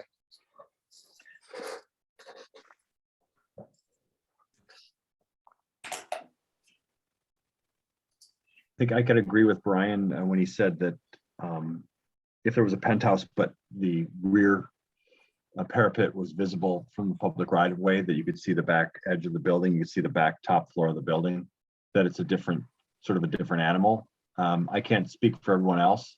I would say that that's something that I believe in fact, I'm pretty sure we've permitted before. Yeah. When I mentioned about the full height edition, I only meant to say that it was a preferable to me. I didn't mean to say that this commission would approve it. I'm just saying that I didn't think this would be approved, because I felt a full height edition would be preferable to this particular layout. So.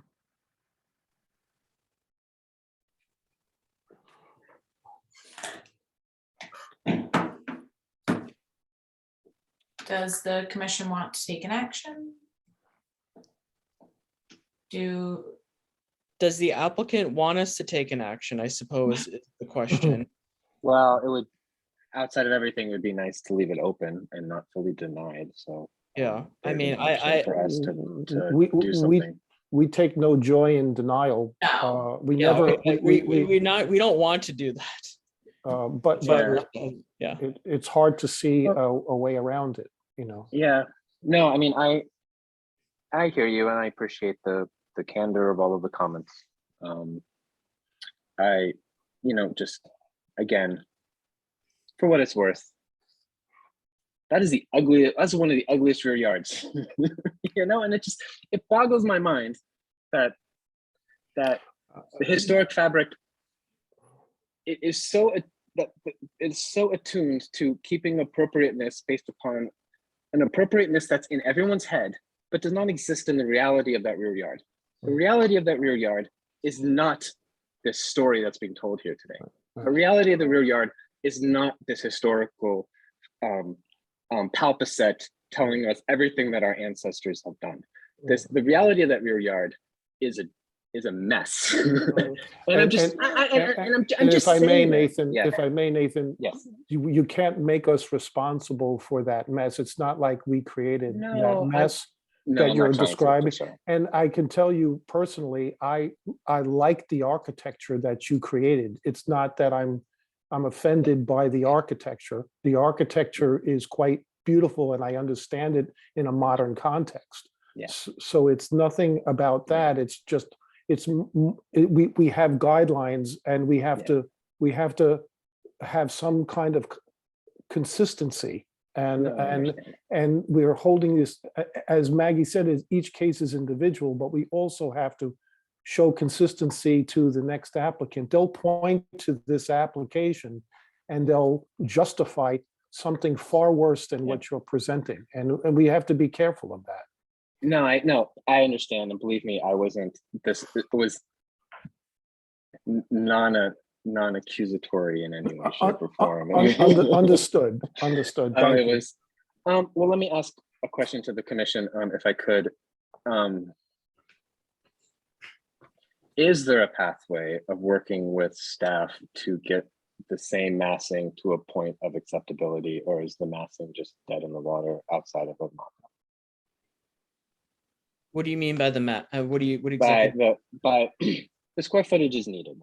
Pulling the back, keeping it raised, and keeping it not visible from Erie Street, and keeping it back from the parapet basically leaves you with about 150 square feet.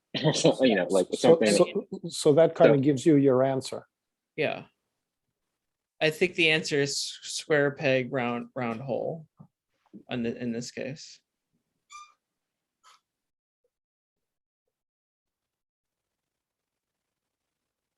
I mean, for what it's worth, if Nathan, you would like to pursue that, I'm happy to look at anything that you guys come up with if you would like us to adjourn the application to an unspecified date. I agree with Brian and Stephen's assessment. To use Brian's term of square peg round hole. I think that's a eloquent way to describe this. But of No, course- it's a beautiful square peg. Just making sure. Yes. Just kidding. But of course, staff is willing to look at anything that you come up with and provide feedback on that based on the tone and feedback of the commission. Well, I would just, I mean, I haven't concurred with Emmanuel and his family, but I would, if we could leave it open, then it would allow us a pathway to continue the discussion outside of the new application. Sure. Okay. All right, so in that case, staff recommends that the commission make a motion to carry the application to an unspecified meeting date. Make that motion, Maggie. I'll second. Okay, all in favor? Aye. Aye. All right. And thank you for the effort. We do appreciate it. Well, thank you, Brian, Stephen, Tony, Maggie. Thank you. Should we take a quick break then? 5 minutes and we'll Yes, come please. back at 8:35 with the next item. Yes, Okay. sounds great. All right, see you all in 5 minutes. Okay.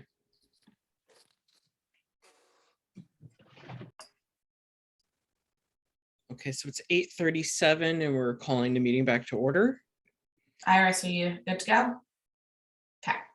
Okay, so this is case 9B, H22007, Patrick Conlon Esquire on behalf of Crescendia's Legacy LLC owner. This is 247 Harrison Avenue, block 18301, lot 20. This is in the R1 West Bergen East Lincoln Park Historic District for a certificate of appropriateness for a rooftop addition. Oh, this is the old one, I'm sorry. Because this is the old text. Maggie, do you have the? Yes, I have the updated. I'm looking at the old one. It's all good. All right, I'll share my screen briefly. You see that? So, okay. So this is for a certificate of appropriateness for interior alterations, exterior restoration, and construction of a full height rear addition at a contributing altered vernacular Queen Anne influenced wood frame constructed circa 1900. All right, and Tom, you should be able to, yep. Yep. Good evening, everyone. Tom Lean, law firm of Connell Foley. I am here tonight on behalf of the applicant for a certificate of appropriateness. As was said during the description, this does involve an interior renovation and exterior facade changes, as well as a full height extension to the rear of this building.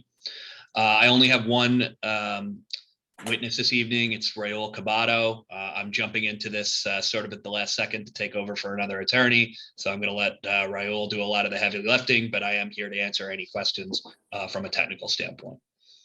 So with that, I'm going to hand it over to Raul. Thank you very much. Do you swear or affirm to tell the whole truth, nothing but the truth, so help you God? I do. Thank you. You could just state, see it, perfect, yeah, state and spell your name for the record. Sure, it's Raul Cabato, RAUL CABATO. Staff notes that Mr. Cabato has been previously qualified as an expert in the field of architecture.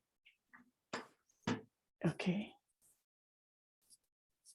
I'm trying to get my screen to go. We can currently see your desktop background. Okay, yeah, now There we we can see the plans, thank you. For some reason I lost you all, but can you hear me? We can see it now. We can see your screen, yes. Good. Okay. 247 Harrison Street is located mid-block between John F. Kennedy Boulevard and West Side Avenue. The project is in the West Bergen East Lincoln Park Historic District, as well as an R1 zoning district. The existing structure has been unoccupied for a few years, and from my understanding, was at one point damaged by fire. And here's a photo of the rear and the photo from the 1938 tax records. We are proposing the rehabilitation of the existing two-story, one-family dwelling unit structure and converting it into a two-family dwelling, which is a conforming use in an R1 zoning district. We are also proposing an addition at the rear, which shall be approximately 45 feet by 15 feet in size. Unit 1 on the first floor shall consist of 3 bedrooms and 2 bathrooms. The cellar shall also be part of the unit and shall be used for storage and the laundry area. The unit shall be about 1,231 square feet, excluding the cellar. Unit 2 on the second floor shall also consist of 3 bedrooms and 2 bathrooms. The attic shall be part of the unit. The unit shall be about 1,579 square feet, which includes portions of the attic. We intend to restore the existing structure at the front and sides. The rear wall will be removed. A version of this project was previously presented to the HPC, which was approved and granted a certificate of appropriateness in March of 2021. In this current version of the restoration of the existing structure, we utilized most of what was previously approved, including the design of the porch, the wood siding, the locations of the doors and windows, as well as the types of porch components. In addition, we further developed the front yard where we proposed a landscape area as well as a paved walkway leading to the porch. Details of these components can be found in sheets HPC 5 through HPC 8. The proposed rear addition was redesigned from what was previously approved. As mentioned, 3-bedroom, 2-bathroom units are still proposed. However, the layout's changed. A stair up to the attic level is proposed, as well as a rear deck. Also, the angle of the roof was changed for the addition to allow more headroom. Note that the roof peak of the proposed addition shall not exceed that of the existing roof peak. Skylights are also are proposed to provide sufficient natural lighting at the attic area. The owner envisions this space to have a variety of uses, such as a home office and/or a recreation area. The proposed addition shall be clad in fiber cement siding, the color to match the front portion. The proposed window shall also be consistent with the window types proposed at the front portion. And here are some of the sheets where we indicate the materials and details.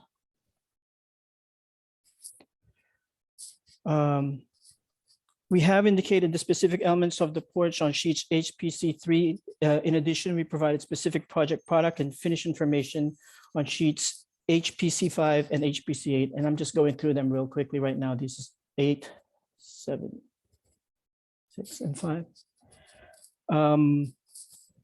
That concludes my presentation.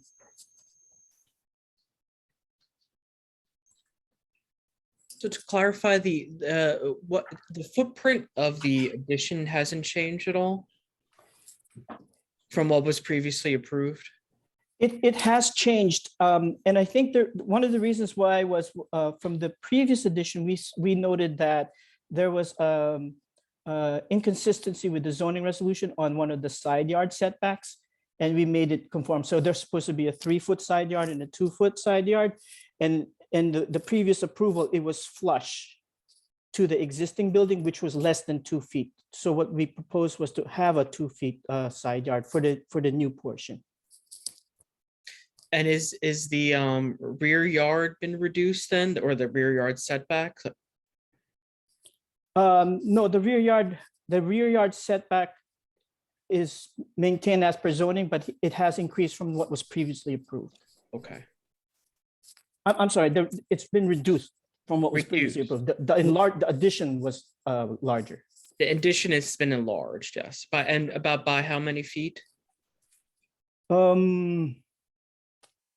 I'm not quite sure. Hold on. Okay. I'd have to, I don't recall what what was previously approved. Basically, what we did was we ran our, without looking at what was previously approved, we ran our own zoning. And we saw that it was, with the way we had it designed, it would be in compliance with the zoning. Okay, so you weren't the architect on the previously approved application? That is correct. Okay, okay, thanks. So what we did comply with, though, was especially the existing front portion, the way that was approved, we pretty much stuck to that. Okay. So as far as we're concerned, we did a sort of different version of the rear portion. Okay.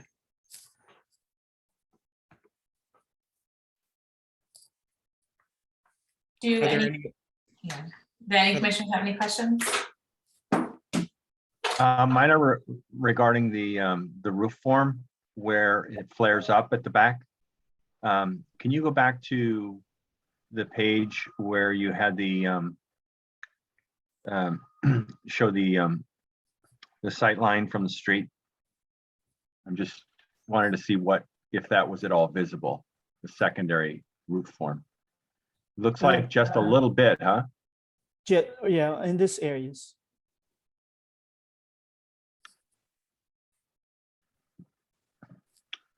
It looks like just maybe 5 or more feet of it is visible by your own shadow. That's line. correct. Yeah. Is that something that you would consider in making that comply? So I don't see that roof form. You know, one of the things that we just touched on in the last application was full height addition, and then, you know, the visibility of that.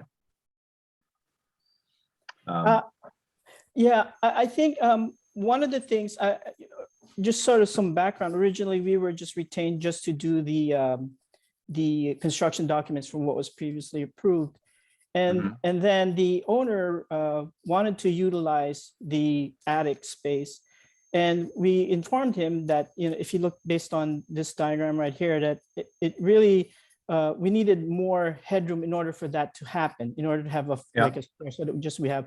And so I think, I guess what I'm saying is, can it be done? Yes, it can be done, but then it would sort of negate the function of the use of the attic. I'm not saying for the length of the structure. I'm saying maintain the original roof form for another 5 feet, and then go to this flared out roof form. Oh, sure. So I'm sure that could be achieved, especially that would because help me. That would help me be okay with this. And then the other thing I had was, did you have a Sanborn or a block map so I could see the other depths, right here, or at least the adjacent depths? Yeah. And is that showing the new depth? That's the new depth of your building? That's in correct. Black? Yes, sir. Okay. Oh, Okay. Okay, that's interesting. Or is that the original? Is that the original footprint? That I'm looking at the depth of that lot. That's a massive lot. It is a massive lot. It's 137 feet deep. If you look at the this photo, this is the other addition, the neighbor. This is how far they've gone. And you're similar depth to that. It looks like you're a little bit deeper than that, or we're a little bit, we're almost the same length. I'm sorry. So that would be this building right here. So just a couple feet. That's correct. But there's significantly deeper buildings on the row there. Yes, sir. Okay, those are my questions. There's a lot of new construction to the west, right? Like those 4. Yeah, the historic district boundary is slightly to the left of this building. This building's one of the last ones within the boundaries. I think Commissioner Sandcamp's question was if maybe Raul, if you could go back to that sight line that you were showing.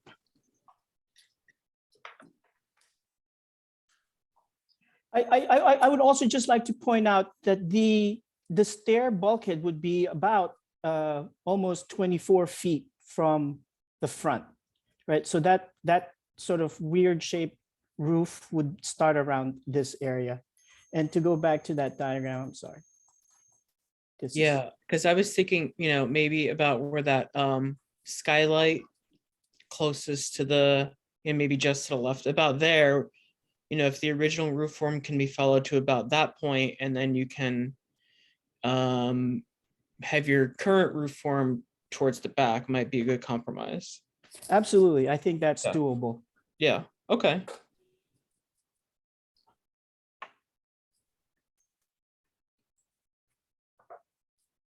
Are there any other questions? Should we open this up to public comment? Before we do that, I just want to note that we are in receipt of Maggie's staff report dated March 14th, 2022. I have forwarded on to Mr. Cabato for his review, and I believe we can comply with any of the conditions listed therein. Yes, we can. Thanks, guys. And just before we jump to public comment, does that conclude your testimony? Yes, it does. Great. All right. If there are any members of the public in attendance who would like to speak regarding this application, please use the raise hand function at the bottom of your screen or press *9 if you're on the phone.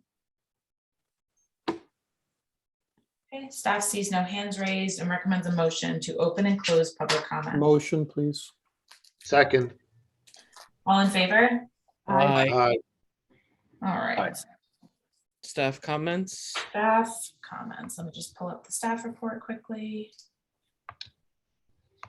And the attorney has already said they agree to all of your recommendations? Yes. That is correct. Yes. All right. We can quickly share this then. So here is the staff. You guys can all see this, correct? Yes. Yeah. All right. So as per usual, we're going to jump right on down to staff recommendations and comments. Generally, staff finds that this proposal is consistent with the Secretary of the Interior standards, our historic design guidelines, and our rules and regulations. The addition is consistent with the paradigm of the block and what has been previously approved for the property in the past. We do not believe that this proposal is going to have an adverse effect on the character or integrity of the historic district or of the historic resource, and we recommend approval of the certificate of appropriateness. The applicant has already said that they agree to all of these conditions, but I will just outline them briefly for the commission. The first was addressing the roof line that was extending beyond the historic roof line. I would be comfortable with pulling it back to that first skylight. I agree, and I think that's a very reasonable compromise. And I think it'll still be visible pulling it back to there from the front, but I think it'll be enough that it's not going to have a negative impact. Right, or Maggie, or just to the point where it's not visible, correct? I mean, Yeah. If that's not creating any hardship there, why not just not have it be visible? Yeah, I think that is perfectly reasonable, and I think that that's something, if the commission's comfortable remanding that to staff just so that it's not visible, I think we can work that out pretty quickly. And then the rest of our conditions are standard conditions at this point, that they need to submit material samples at the time that they submit construction documents. I do just want to make sure that's very clear. That's kind of something we've been having an internal problem with lately. Because we're meeting virtually, you can't hand around your material samples to the commission like we normally would. So when you submit your construction documents to staff, please make sure you're submitting material samples with that. The landscaping needs to abide by the forestry standards, and then everything else discusses things that either have not been approved at this time, either needing to be approved prior to permitting, or if things change during the course of construction, they need to be approved by HPC staff. Does anyone have any questions? I'll make a motion to approve the design deviation from the previously approved certificate of appropriateness with the conditions as outlined by staff. I'll second that. Okay, I heard Paul. And just for procedure's sake, Tom, your client accepts the conditions outlined? Yes. Great. All right, we'll move to a roll call vote. Commissioner Amatuzzo. Aye. Commissioner Gucciardo, Aye. Commissioner Lewis, Aye. Commissioner Gordon, Aye. Commissioner Gunther. Aye. Commissioner Sakong is absent, Commissioner Tagliarini is absent, Commissioner Peppin is absent, Vice Chair Sankam, Aye. and Chairman Blazak. Aye. Okay, there are 7 votes in favor, none against, no abstentions. The certificate of appropriateness is granted. Thank you. Thank you, everyone. Thank you. Have a good night. All right. All right, moving on to our last item of the night, or last item of new business, is 9C. This is H19-578. Andres Cortez, owner, at 344 and a half 8th Street. This is block 8503, lot 32 in the Hamilton Park Historic District. This is for a request for a design deviation from a previously approved certificate of appropriateness at 344 and a half 8th Street, and altered contributing Greek Revival row house built circa 1875. Mr. Chairman, I'm going to recuse myself from this application as I have business with the applicant. Okay. Thanks. All right, so we'll be down to 6 then, and just a reminder to the applicant, you need 5 votes for approval. So Brian, actually, so I was going to explain this before we swear in everyone, because this is a deviation request, this one's actually just a motion either way. So my understanding based on our bylaws is that it would be a majority vote. Oh. But yeah, it's not a certificate. It's just it's a design deviation. We don't do a lot of these, so I thought I would go. Yeah, I don't ever remember doing one. Yeah. Okay. So Based on my reading of our bylaws, this is a majority vote. So you Yeah. need 4 yes votes, or okay. So And there could- we can review this again during staff comments. I did Yeah. kind of explain some of it in the staff comments. I apparently didn't get that far. All right, so before we get into that though, Andres, we're gonna go ahead and swear you in. Okay. Do I need to be sworn in or anything like that? Yes. Okay, can you raise your right hand? Great. Do you swear or affirm to tell the whole truth, nothing but the truth, so help you God? Yes. Thank you. Okay. Just state and spell your name for the record. Andres Cortez, architect. Okay, and staff notes, Mr. Cortez has been previously qualified as an expert in the field of architecture. Should be able to share your screen, Andres. Okay. All right. My normal computer decided to fry itself, so I don't totally know how to use my kid's computer here, so you'll forgive my clunkiness. Okay, so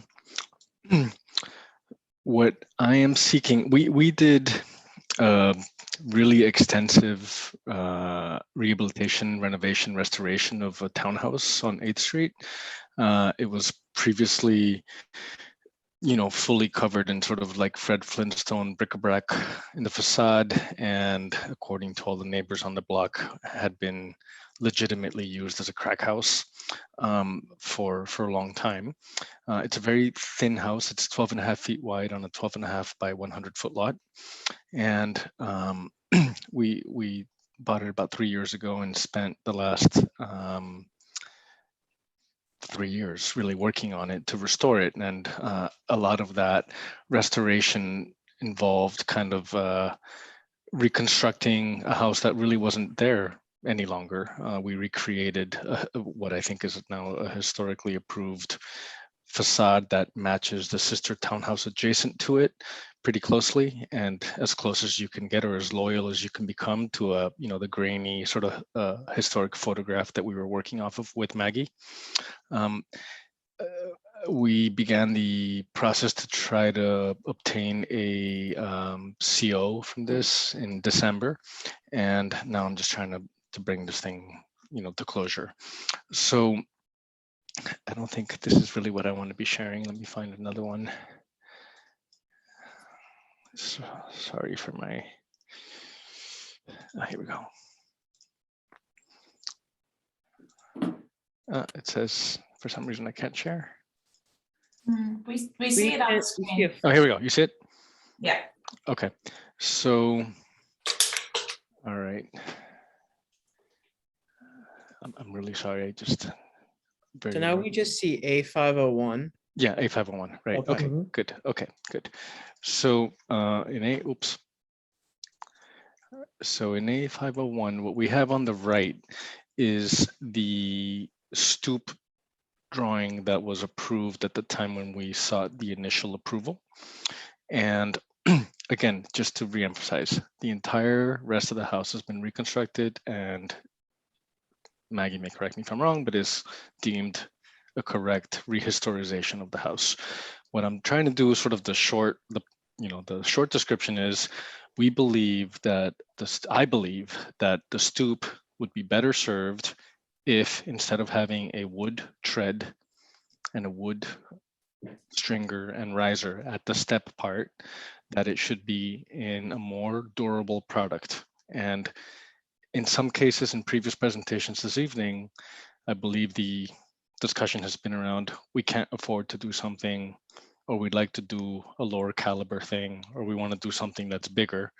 We're not seeking any of that. What I'm trying to do is to obtain a approval for having installed a higher quality product. So instead of doing the tread and the stringer and the riser in wood, which wears very badly, as evidenced by the 3 other properties around us that have wood finishes. Everything else is also in concrete or in brownstone or in some kind of stone and brick hybrid. There's only 3 that I counted today even that are done in wood, and they don't age well. So what I'd like to do is to have, please, the treads installed in bluestone, which is the material that we also added to the sidewalk as the historic material on the sidewalk. We'd like the tread to be done in bluestone, and we'd like the riser and the stringer to be in a stucco material. And we believe that it'll serve the building over a longer period of time at a much higher quality, in a much higher quality way. If you look at the as-built stoop on the left of this drawing, the entire portion below the stringer, where the sort of vertical striations there, that's been done in wood. It's a wood door. We added a historically appropriate light over there. We matched more accurately the newel post and the balusters and the cap rail and the inferior side of the balusters, which are done in mahogany. These are custom turned cedar newels and balusters from Canada because we couldn't get them anywhere else in the middle of the pandemic. So all I'm asking is that the stoop please be allowed to be in a material that's going to age much better over the life of the project. And then here, I think if, the other thing that we did to try and make it palatable is that the proportion of the tread, meaning the bluestone thickness and the way that the bluestone, if you see here, sort of projects beyond the stringer, and the dimension of the stringer from the inferior side of the tread to the sloping portion of the stringer, all of those are dimensionally exactly the same as our neighboring property with whom we spent a huge amount of energy also matching everything else. So that's really what I'm pursuing here. If I just go to the bottom part of this image here, it was, when I submitted this application, it was winter, so there's a lot of snow, but I'm just showing you sort of all of our neighbors that also have, don't kill me by calling it, but they're also sort of in the siding and very articulate wood detailing with the pediments and the corner, the whole street. If you've been on 8th Street, it's a very pretty street with all these houses. So all of these other houses that also have wood articulation on them, they have stone or concrete or sort of like hybridized stoops. And I can only imagine that it has to do with sort of long-term durability. And that's where they're there. And that's where I got sort of the idea that perhaps that would be permitted here. And that is what I'm pursuing. So is there any like record of any along these particular buildings along 8th Street of historic stoops with bluestone treads? Is there any No. any record of that? No. I didn't pull the historic photographs of all of the adjoining properties. I didn't do that. I do know that our particular house, before we renovated it, had a concrete stoop for a long time, for years, since the 50s. That's our house that we renovated here, 344 and a half. You could see the old bric-a-brac facade that was there.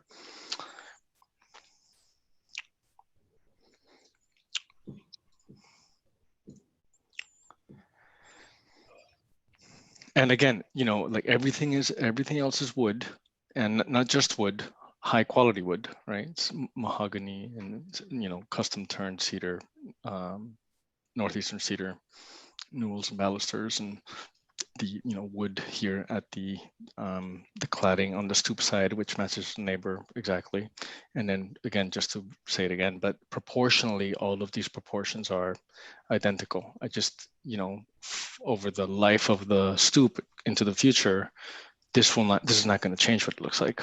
It's going to stay like this.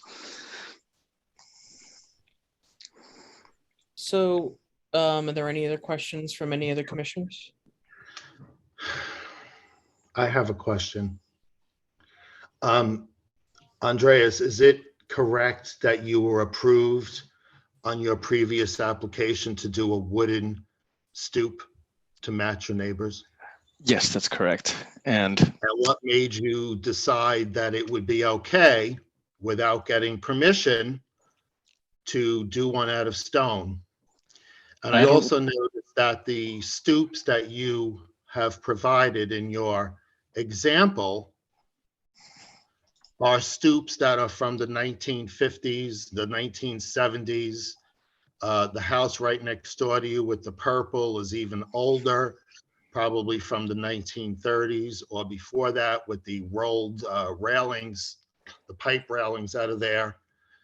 Why didn't you show some of the other wooden stoops, like for instance, the house you're showing with the all cement, yellow siding, red door? Why aren't you showing the house next to it? You showed the yellow house, you showed the one on the other side, but you're not showing the greenhouse, which has, all these houses have wooden stoops on them, wooden steps. Yeah, no, I'm not claiming. I'm just wondering why you decided it would be okay. Well, I certainly didn't mean to upset anybody by doing that. There are, and I'm not also not saying that there aren't houses on the block with wood stoops. There are. I did count the ones east of my property today, and there's 3. All right. I'm sure you can go down the block and do the same counting. I did, to answer your question, honestly, everything that I did in this house is, and I hope this doesn't come across sounding wrongly in the wrong way, but it's of a higher quality. We did a higher quality restoration here all around. The culture of the project, the culture of my office, the attitude about this renovation was to exceed all of the standards. So silly me or whatever, but yeah, I thought it would be better in terms of the future life of the house to, when you look at, I'll see if I can pull up a photograph of one of the really grotty wooden stoops that is on the neighbor, that's one of our neighboring properties, where they just don't age well. They age really poorly, because it takes a beating, the salt gets into the wood, you begin to see plastic deformation or other kind of effects on it.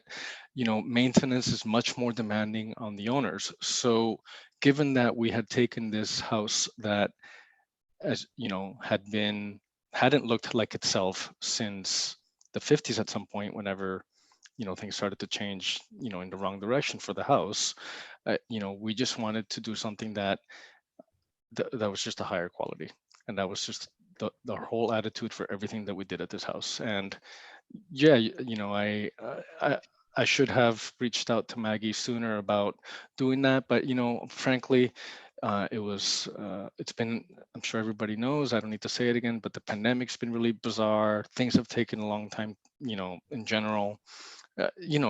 Look, I apologize. I didn't do it wasn't trying to do something. Like I think in some cases people try to cut corners. Like we didn't cut a corner. We did a really nice corner here. We did it carefully and intentionally, and wanted to do a nicer thing. So I think the thing that we should focus on is when these things come in, which they happen, is whether or not we would have approved it in the first place.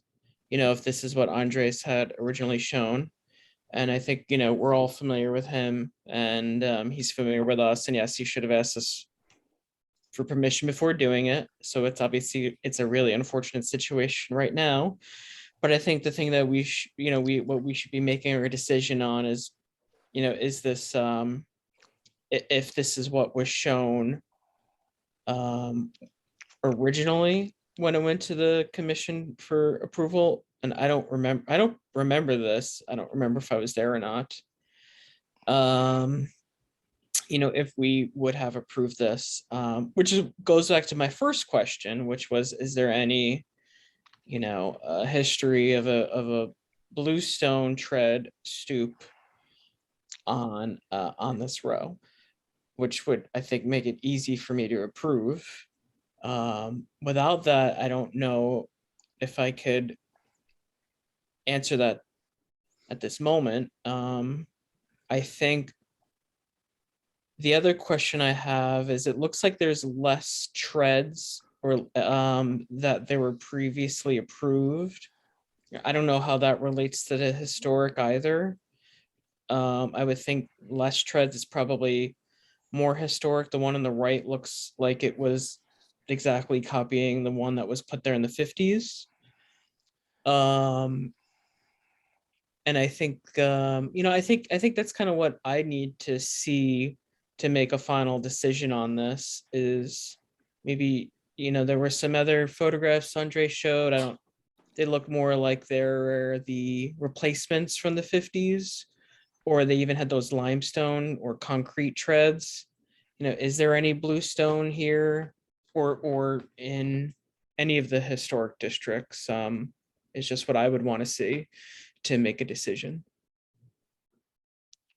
Brian, I can answer your question on this particular street. No, there are no bluestone treads except for the apartment buildings. There are some multi-unit railroad style buildings built in the 1885 era, and their entire step, not just the tread, it's actually stacked slabs of bluestone that are a foot thick, that just stack on top of each other. So the entire step is bluestone, not just the tread. And those are at the end of the block. But there are no bluestone steps on this entire street. What about if they painted the, I think that's what they did at City Hall, is similar. In Jersey City Halls, they rebuilt the front steps with the bluestone treads, and then they painted the stucco to match, which I think looks decent. And that could be another option, and that might kind of simulate those full bluestone. But my opinion about that, Brian, is that's a completely different design. Yeah. On a different structure. You're talking about a wood frame house. I don't think it would be appropriate to try and simulate a 10-inch thick bluestone slab under wood railings. That wouldn't necessarily make sense. I think the question we have to ask here is, what is the impact of what's been done? Obviously, Andres should have cleared the change with HPC, before, with the Historic Preservation Office, before going ahead. So it kind of puts us in awkward spot here now because it's not the right material. Yeah. I have a question about sort of related to what Brian was talking about with City Hall and the paint. You know, if this had been built in wood and this was just the paint selection, right? It just happened to be a blue gray, like you see in the balusters. Like, I know that we're talking about a physical material change that may or may not be appropriate, but if it were constructed of wood and painted this way, would it have been approved?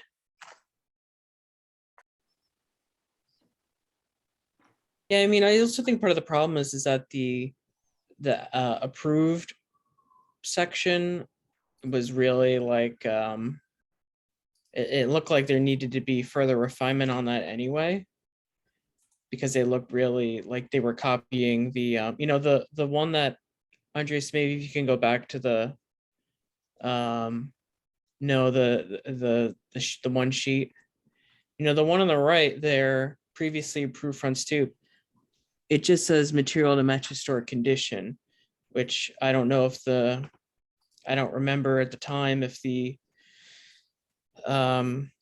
historic material was known, because that doesn't look like a wood stoop to me at all on the right. That looks like it was copying what was there, except, you know, except for the newel posts and that looks like wood, but the actual stoop itself does not, and that on the right there.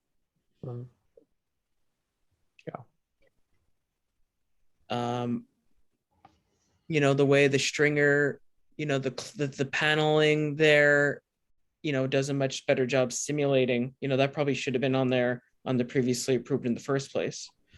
So I can, you know, I can see where, you know, there needed to be additional refinements to that. And I guess, you know, that just wasn't followed through.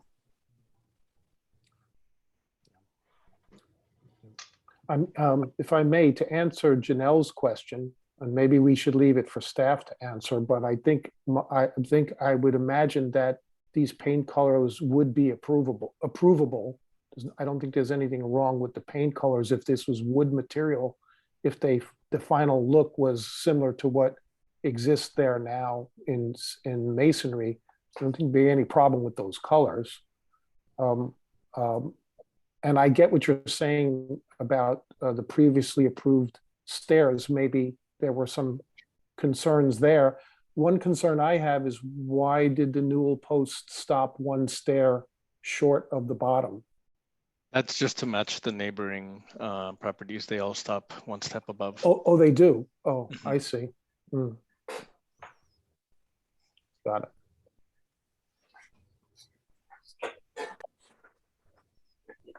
Does the commission have any additional questions? I do not at this time. I do just want to, I'm sorry to say it again, but this is a higher quality resolution. Well, I mean, remember, we're, you know, we have to make decisions on what's appropriate. And, you know, earlier people were talking about financial, you know, if someone wanted a door that might not have been appropriate because of the financial situation. Higher quality, we understand some of the issues with the wood stoops, but, you know, we're looking at what's appropriate and what, you know, what the historic precedent is. So, you know, that's why I was also asking, is there any history of wood stoops, or not wood, bluestone treads on this row or on any other rows that I would, you know, in Hamilton Park or even Harsmith Cove, we could look at. So Brian, I don't know if you want to wait until staff comments. I have limited access, but I was able to pull some of the tax cards for other buildings in this row. We can wait until staff comments to pull them up if we would like. But if you think it would be useful for the commission now. Let's do it with staff comments. Right, let's open it up to public comment. I don't know, we only have one other person besides Tony, an attendee.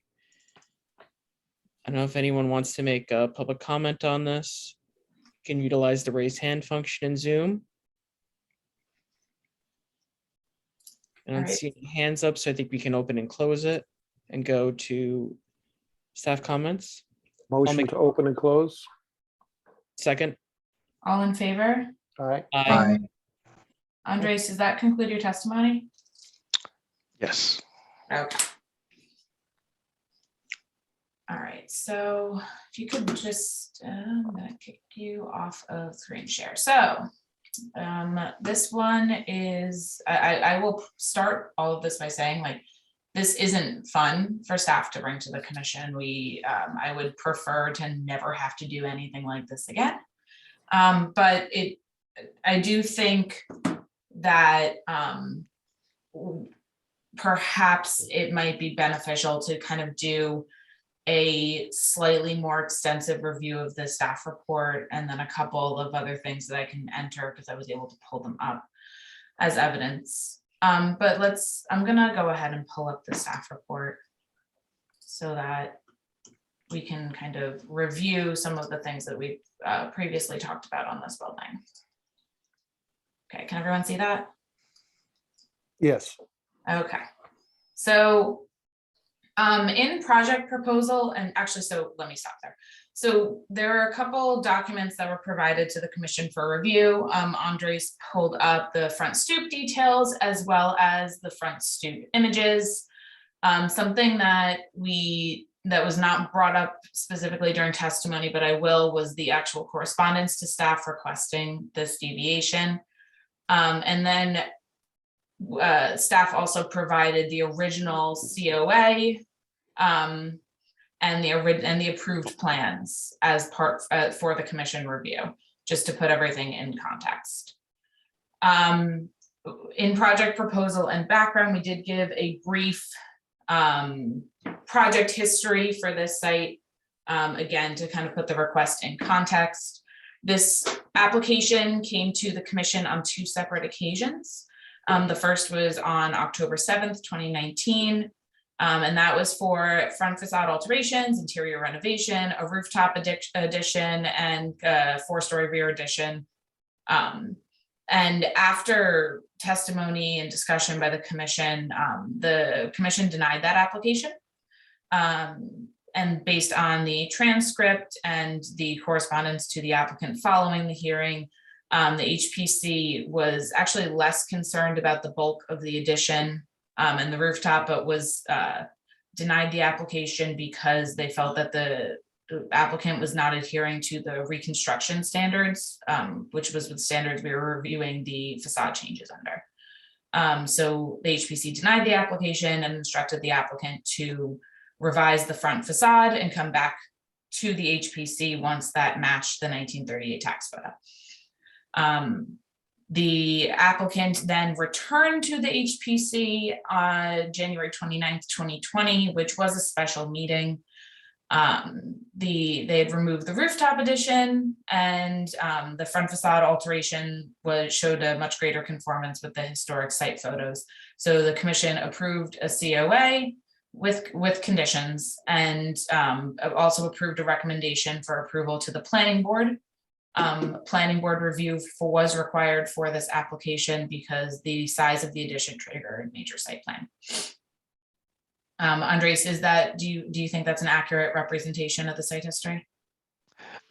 You threw me for a minute when you said everything we didn't mind the massing, but he had issues with the facade, and I was like, what? I thought it was all about the massing. But then I remembered that we had initially, because we were building from scratch, that we had initially proposed a bay window in the front, which you didn't think was, that you liked it aesthetically, but that it wasn't appropriate, and that was what was eliminated in the resolution. We had done the front, most of the front facade ended up being revised. The front door was revised, the window lintels were revised, the door lintel was revised, the bay window was revised, the cornice was revised. We did, from what I recall, we did quite a bit there. Anyway, so continuing on, the applicant, the HPC staff received correspondence on the CO for this. We replied saying that we think that there were some deviations after reviewing the photos, and the applicant prepared a letter requesting deviations from staff. Can you guys see that letter? Yes. Okay, just want to make sure it was on the right window. All right, so Maggie, can I yeah. just interject? Was this property listed for sale at some point? I recall seeing this property on the market, I thought. If it was, that was not something that we reviewed or really had any involvement with. Can I ask the applicant, was this on the market at one point, offered for sale? It was. It was. Okay. All right. So Initially, just, I don't know what the purpose of the question is, but just to give you context, initially this was going to be a house when we bought the house. We were seeking to do a 4th-story addition at the top, and the organization of the house was going to be an in-law apartment for my wife's family, who are in their 80s, to live on the lower level, and for us to move to the house to live on the upper 3 floors. We had already bought the house when we assumed that we could do that because the addition that we proposed was not visible from the public right-of-way. So based on my prior experiences with other townhouses in Jersey City, we erroneously, it turned out, assumed that we would be able to achieve an approval there. Since we weren't able to achieve that approval to create it as a 2-family with the in-law unit downstairs, then we focused on making it a property that we would eventually list for sale. Thank you for the context. all right, so staff received a letter after Andres and I had met where we had reviewed some things that we recognized as different from the plans that were approved. And they compiled this letter for approval seeking deviations from the approved plans. So in total, they requested 17 deviations from the approved plans, most of which can be approved at a staff level and that staff really has no issue with. Minor things that would pop up in, some of these were minor things that would pop up really in most COA projects or cone projects that we require CO review of. Like for example, the power service was switched to the opposite side of the building, things like that. That's really not too much of a big deal.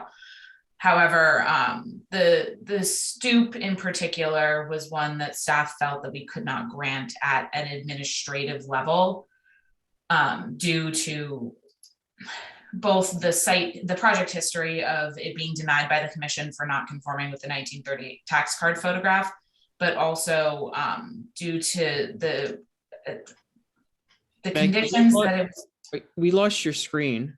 Yes, that's fine, because I'm recording. But we also couldn't approve it at a staff level due to the specific conditions in the COA approval. So the commission specifically requested mock-ups of facade details in addition to us requiring any changes or deviations to be both on the construction documents, or if they're done during construction, they have to be requested by the architect at the time of construction. And neither one of those were, none of the 17 deviations were followed under those guidelines. There were a series of facade details that also did not come to the HPC. There were some things that did.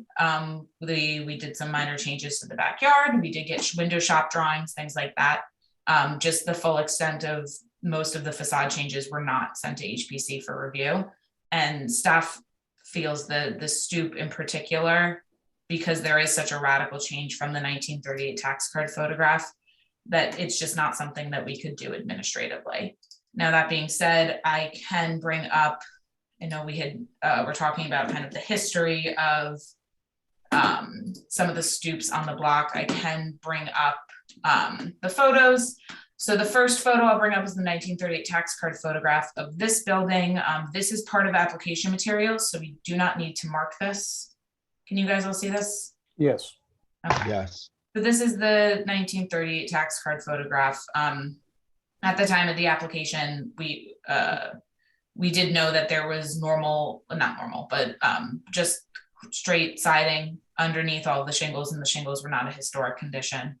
But it is a relative, comparatively to say next door, where you can see some of that detailing on the window lintel and some of over the door hood, things like that. It is a relatively plain building. The cornice has 2 brackets with a small indent at the top. The window trim is pretty consistent with just a classic wood workers housing building. And this was supposed to be what we were basing any facade changes off of. In this photo and the next one I'll show, the staircase is pretty obviously wood. I don't think that there's really any confusion there or anything to be confused about.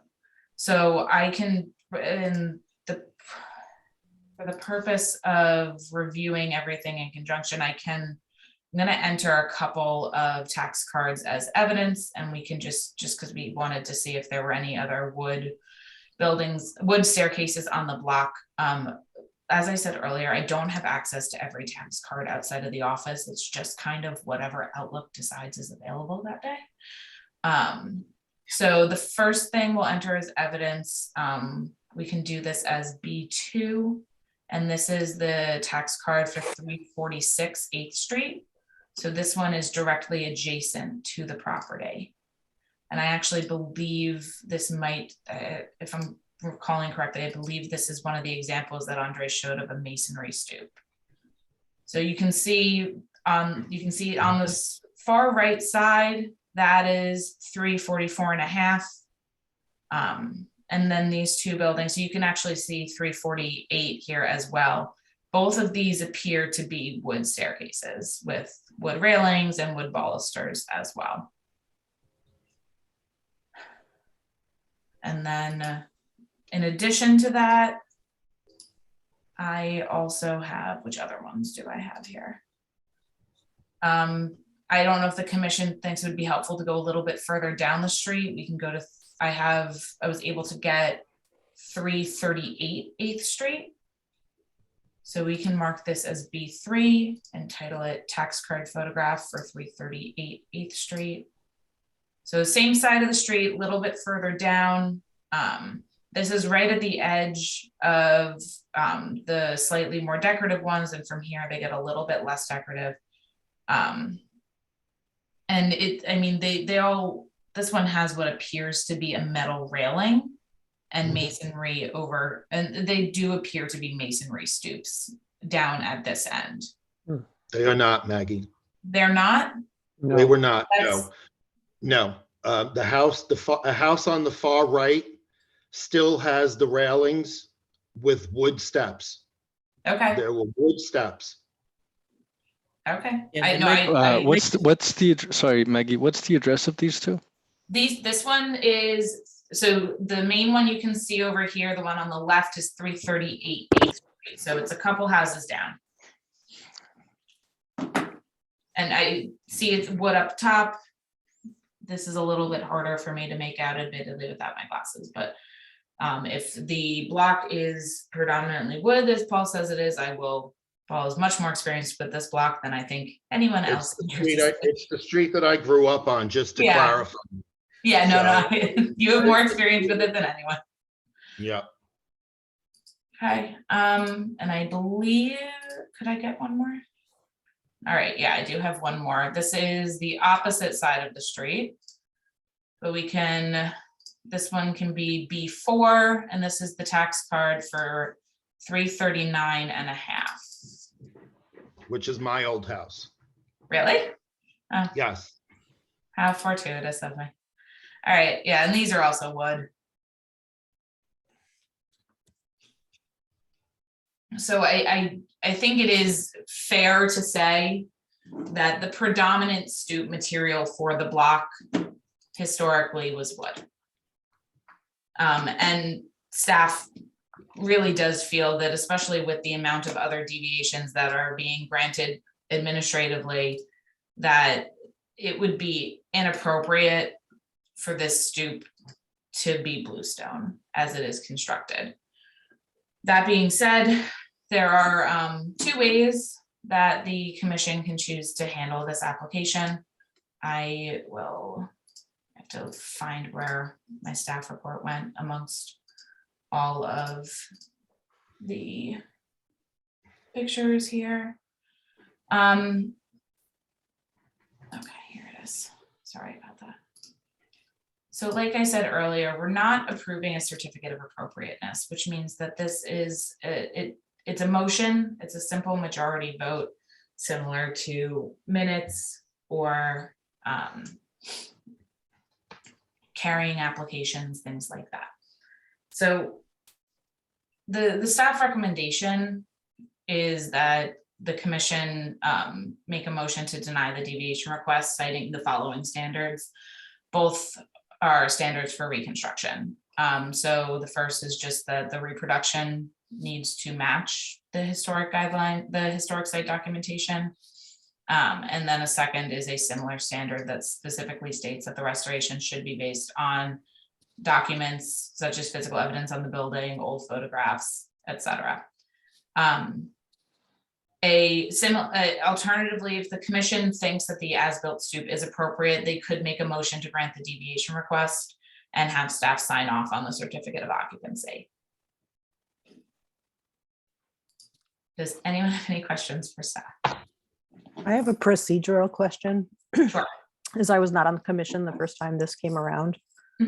Is this something I should or should not be voting on? This is there. All of the information from the previous approval was available for review. And I don't see any issues with you voting on this application. If we were confined by people who were previously only there when the application was reviewed, we wouldn't be able to hear the application at all, frankly. Okay. My other question is if we were looking at this, to be approved for a certificate, and we were seeing a proposal for a wood stair, would there be an expectation that the treads and the risers and everything should be painted the same, or not necessarily?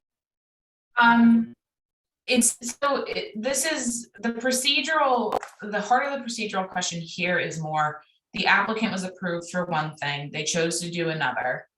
There's a procedure in place where if you choose to do something else, you should follow that procedure. It wasn't followed, and it's not something that staff can do administratively.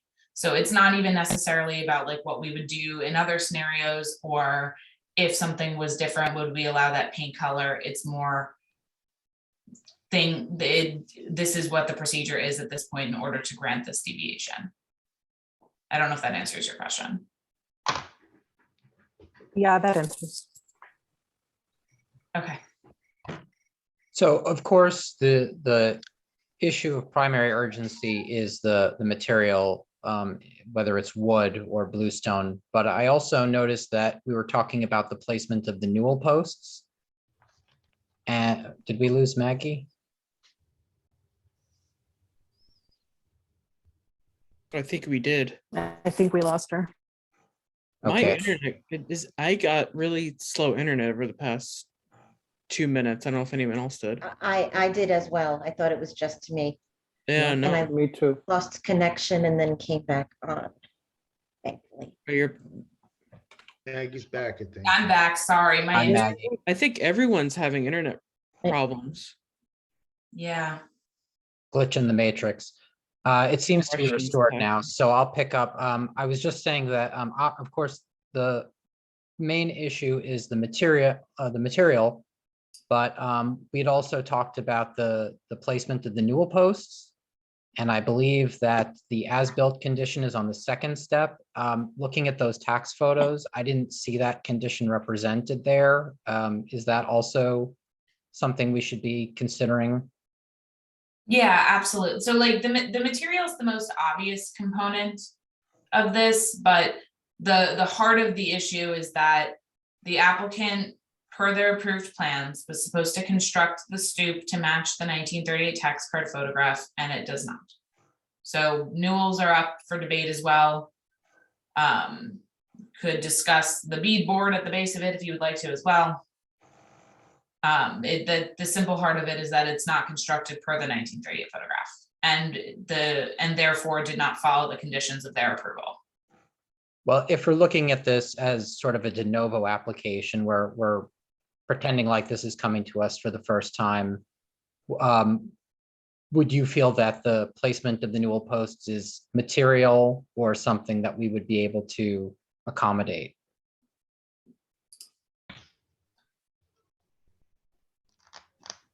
I think that in terms of a reconstruction, the change of a newel post is something that could potentially be accommodated if there was a reason based, so let me backtrack a little bit. Railings in particular are something that are a little bit difficult with code, even with the rehab subcode. So if a newel post needed to move in order to accommodate modern safety regulations, I think that's something that the commission could accommodate. However, I don't know if that's the reason why it was done here. Can I add one more thing on the newel post, please? Yeah. Paul, who knows the street very well, hopefully can agree that the when you're walking down the sidewalk, a lot of the steps on the sidewalk encroach into the sidewalk, which I think is also possibly one of the reasons that a lot of the newel posts, almost all of them, maybe even all of them, are set on the second step because they don't encroach into that narrow sidewalk on the way down. I would concur, and I know that when a lot of the stoops were redone in the row with the gingerbread, the first steps only, as in your neighboring house at 344, the first step is cement and brick, and then the rest going up from there are wood. I don't know when there are a lot on that street, but I guess it was because newel posts and having pine steps sitting on the ground caused rot to happen exponentially fast on the north side of the street. On the south side of the street, which doesn't get sun. I don't know, what, I would imagine it was for the same reason on the south side of the street. Some of the first steps on that street are constructed in bluestone and brick, where the newel posts continue up on the second step and railings from there. But not the entire. There are various being bluestone. Yeah, there are various stoops that do have that condition, where only the lowest tread is stone. I did just take a quick look, Paul. Sorry to disagree with you. So 338 does have a concrete stoop now. Yeah, 338 does, but that was not done, recently. That's been there. What happened is all of those houses you see that still have concrete stoops like yours, a lot of them were done as development, bought, fixed, and flipped. And as we know, it costs a fortune to remove a cement stoop, and those were all in serviceable condition at the time. So they were permitted to reconstruct and secure the existing cement stoops, but they all have wood railings on them now, as you notice, except for the house at 334 and a half, which still has those original iron railings from the 1920s or 30s. But the neighboring properties all on the on my side of the street are predominantly wood railings. Correct. As they should be. Yeah. Yeah, as we created, right? Yeah. I just, like just a little bit of a response also to some of Maggie's statements. So of the 17 items in the deviation in that letter, they weren't all like, Maggie, I messed up, please forgive me. Although there were a lot of them were, but but some of them were things like the incoming sanitary line to the house does not allow for a planter to be located there because MUA wanted the incoming water service because we were required to install sprinkler here and the incoming sanitary to be here, so you couldn't have an in-ground planter. or the previous electrical service coming into the house was on the east side of the house.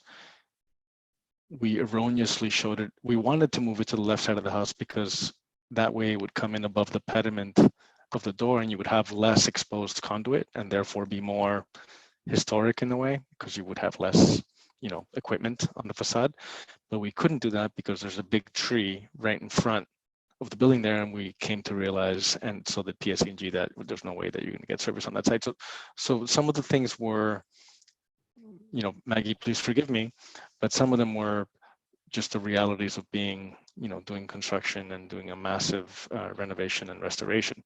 Also, one of the things that was kind of like a hot ticket item on the list of deviations, which was a major renovate, going back in time and a significant amount of time. And I know you're not supposed to talk about, financial aspects, but it was a big financial correction that we had to do, was to redo the cornice at the top, because we had, there were two, on the approval set, there were some inconsistencies. One drawing sheet had what we had built, and the detailed drawing sheet had a less elaborate version of the cornice. So we actually overdid it, as is sort of the problem that I had with the stoop now. We overdid it. We installed more corbels. We installed the more costly cornice to match all of the other gingerbread houses on the block that all have numerous corbels on the cornice. And then we went back and removed it and shipped it down to match the detail and the approval. So I would just ask you to please consider that there's been a huge amount of energy and effort trying to do something that's right by the property and by the history of the street and the history of the house. And collectively as a whole, I just feel that, that we've tried to do a thorough good job here. I apologize. I should, I didn't really think this was going to be a big deal. Actually, when Maggie first wrote me back in December, I was surprised to see that this was like a snafu for the project. So it's, now I know better, but I would just ask you to consider that it's a higher quality thing, that it's proportionally consistent with what the neighbor is doing, that it's going to live really well into the future. I don't think anybody's ever going to feel badly about having something that looks, good over a long period of time. And, that's why I think that's why really we're here asking for this deviation. Andres, I have a question for you. What is that bluestone sitting on? Is it a wood structure? It's a combination. Well, it's a new, we had to reconstruct the stoop altogether because that was not in good condition. So there's a concrete footing because a portion of the stoop is below grade, right? So you had to essentially create a retention wall. So that's concrete. And then above a certain level, you get into heavy duty, expensive cold form structural steel stud. And then there's a series of exterior sheeting, and then there's Durac exterior. Then we actually painted the whole thing with a really expensive roofing product called the Kemper product. And then on top of that, we did a vapor barrier, and then we did a rain screen. And it's like a really, comprehensive assembly of really durable, high quality, long lasting products. Okay. I'm going to ask another question on top of that, if you don't mind. With that structure existing, could you take off the bluestone steps and put wood treads on that structure? I mean, anything is possible. Well, the reason why I'm asking the question, and I know we're getting into the weeds here, but my mind's thinking this is a full masonry structure and you're having to jackhammer it out to put a wood treads in and wood stringers in, but it's not. You've just described it as, something that isn't solid masonry. Right. My question is, could the treads come off, and could wood treads be put on that structure? You could. I think that you would end up kind of impairing the assembly a little bit, but I'm really here advocating on behalf of the quality of what's been built. Well, that's understood. I'm just looking for I'm looking for a way out that doesn't mean the whole thing has to be completely reconstructed. I'm looking for some possible compromise. And I don't even know if that's a good idea, Andres, to be honest. I'm just looking for a way to make it work.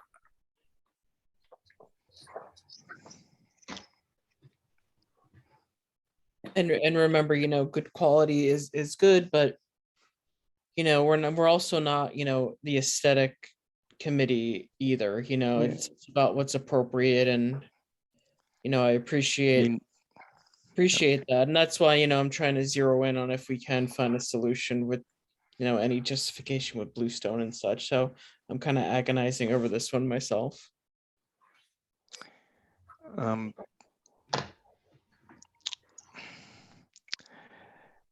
The only other thing I can throw into the works is that, like, we've done a number of historic renovations in the city now. Brian probably knows most of them, because if Dan was here, he would know all of the ones that we've done. But we've done maybe a dozen or so projects in Jersey City that are in historic districts, and they have been uniformly, as a body of work, I think that they have been, and hopefully somebody agrees with me here, they have been higher quality, true historic re-representations of what's been there now. Like, I'm on your side here.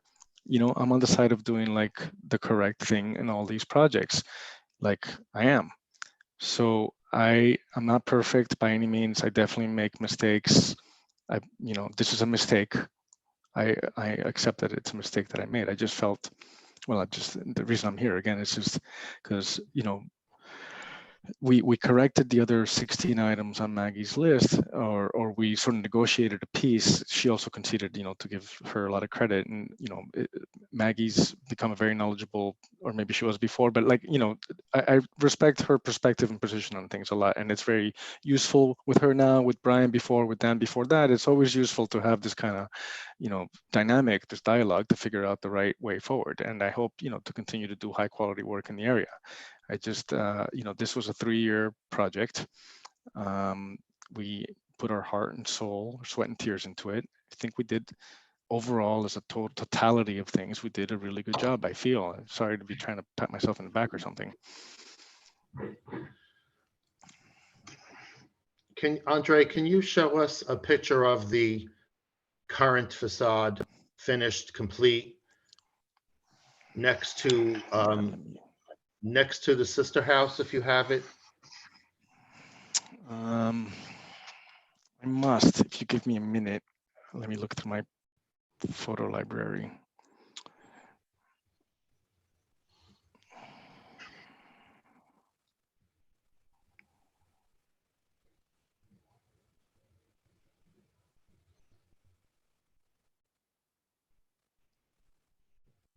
Sorry, it's just gonna take me a minute.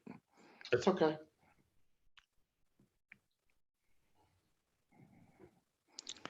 I'm a bit of a narcissist. I've only been taking pictures of it.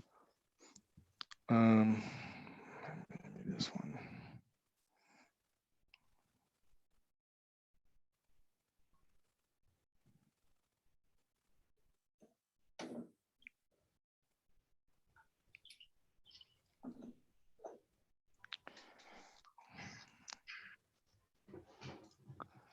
Sorry.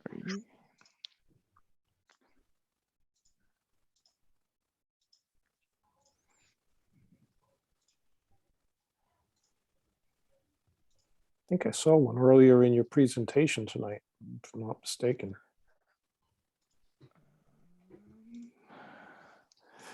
Let me put this one up while I try and find something that shows more of the house to the left, to the right.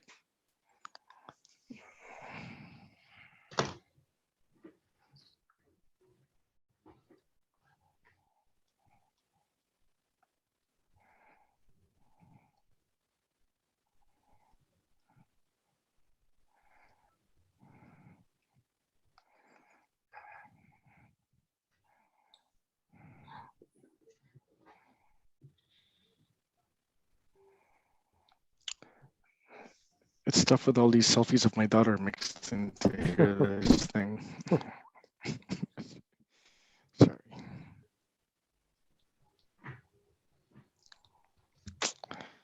Um,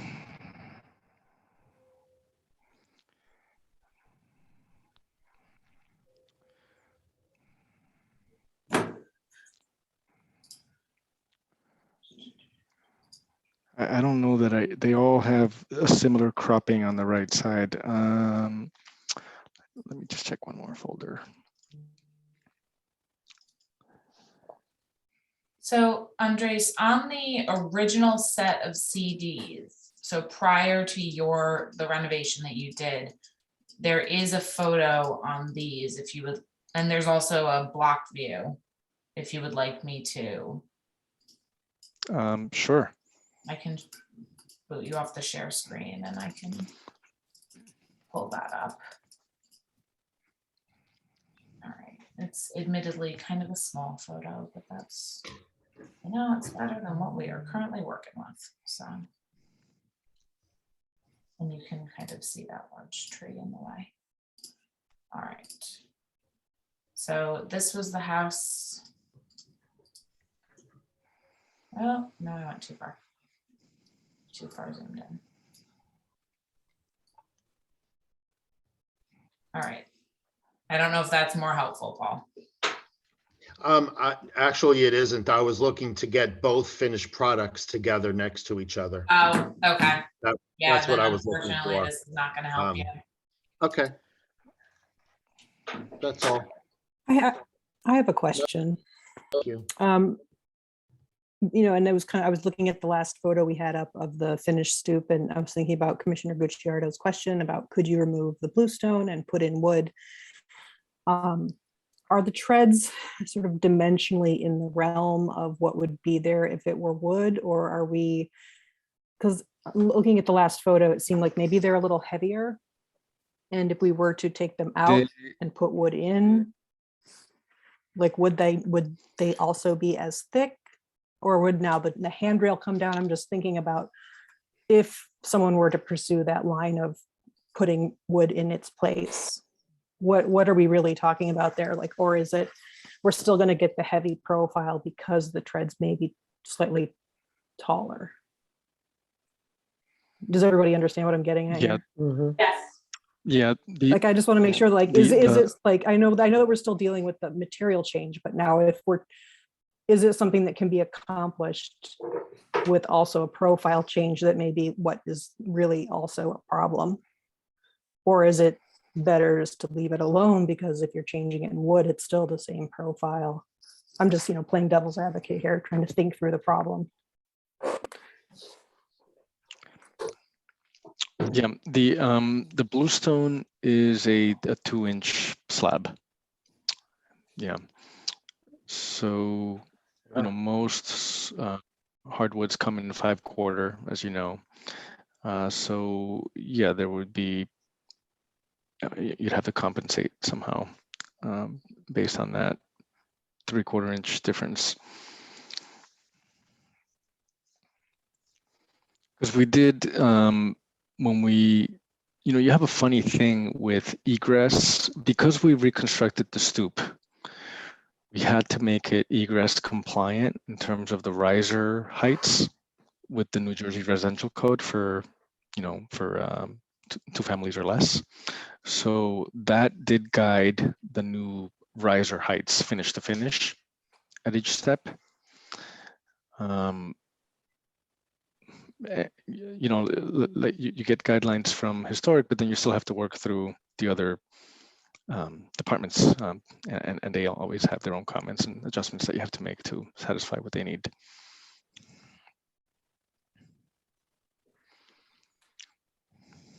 So, where you spent quite a bit of time on this, I mean, what are people's thoughts and feelings on this?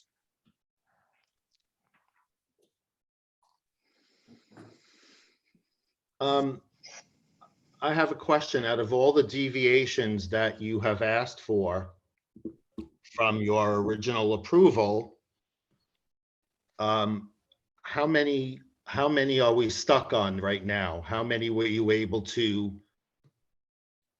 make go away versus how many are we stuck on? How many are still outstanding? Or is My the understanding- stoop the only one that's left? This is the only one that's left. So how many did you have it initially? 17. 17 deviations. Not 17 items that were brought up. Okay. But like because- Andre explained, that was, you know, the electrical service maybe changing some sewer line, you know, wasn't all. It wasn't all historic, you know, like. Yeah, they weren't all historic specific. I believe I raised 17 items and then you ended up requesting 16 deviations. There was one that appears to be misidentified. And Maggie, just out of curiosity, were any of these other deviations, you know, substantial, like doors, windows? any of Yeah, that? Again, it was included as part of application materials. I can summarize and run through them very quickly. The front cornice needed to be revised, which the applicant did. He removed a substantial part of the cornice that was added on and did not match the 1938 tax card photograph. They requested administrative approval of the colors on the front facade, including the cornice and windows, because they did not match what was on the approved set of plans. The electrical service line required a deviation to be moved to the other side of the building. The railing in the front of the building needed a deviation because it was not shown as was on the plans. I'm sorry, the railing, the front middle, end, yeah, the front entryway railing. Right. And then there's the stoop. And there's a deviation request for the stoop riser to be reduced by 1 riser to comply with building code. We had one of the deviation that we had to go back and forth regarding the windows on the front that appear shorter because the neighbor has a planter box obscuring the lower part of the window, but once you remove that planter box, the windows do match. Like Andre said, there was a deviation for the front yard planting area because the MUA made them install a water line, which prevented them from doing the planting area in the front yard. On the rear facade, the orientation of the facade completely flipped, and that required a deviation. So originally the staircase and deck and doors were on the right side and they all flipped to the left side. The window. Because our neighbors asked for it, sorry. Yeah, no, it's, We did and it to make them I'm just happy. running through these just because because Paul specifically asked like what. Yeah, sorry about that. there were. So I'm just running through them. And so next was the windows at the rear facade changed from multi-light to single pane. The lintels and sills at the rear facade changed and required a deviation. The original plan showed a cantilever deck and that changed to have supports at the rear, so that required a deviation. Staff also requested a clarification that the addition of that cantilever did not alter the lot coverage or the rear yard setback. The applicant needed a deviation for the window configuration on the parlor floor at the rear facade. They needed a deviation to add lights in the rear of the building at the rear facade over by the deck. The windows and doors at the rear facade, those lintels and sills, the deck changed a little bit, so now they're obscured. So that wasn't a deviation, that was a clarification. And the floor in the basement required a grade change in order to provide actual access to the rear yard. And that was something that needed a deviation, but that was on a previous set of plans that showed an interior framing change. But the deviation for that was never specifically requested because that was approved as an interior change. So those were all the deviations. Because the applicant changed the cornice, we were able to grant everything except for the stoop administratively. Okay, thank you, Maggie.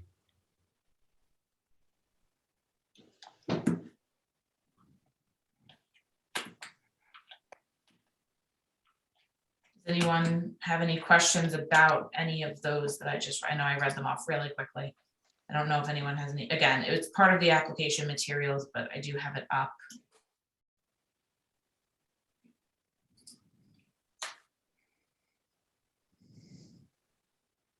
Okay.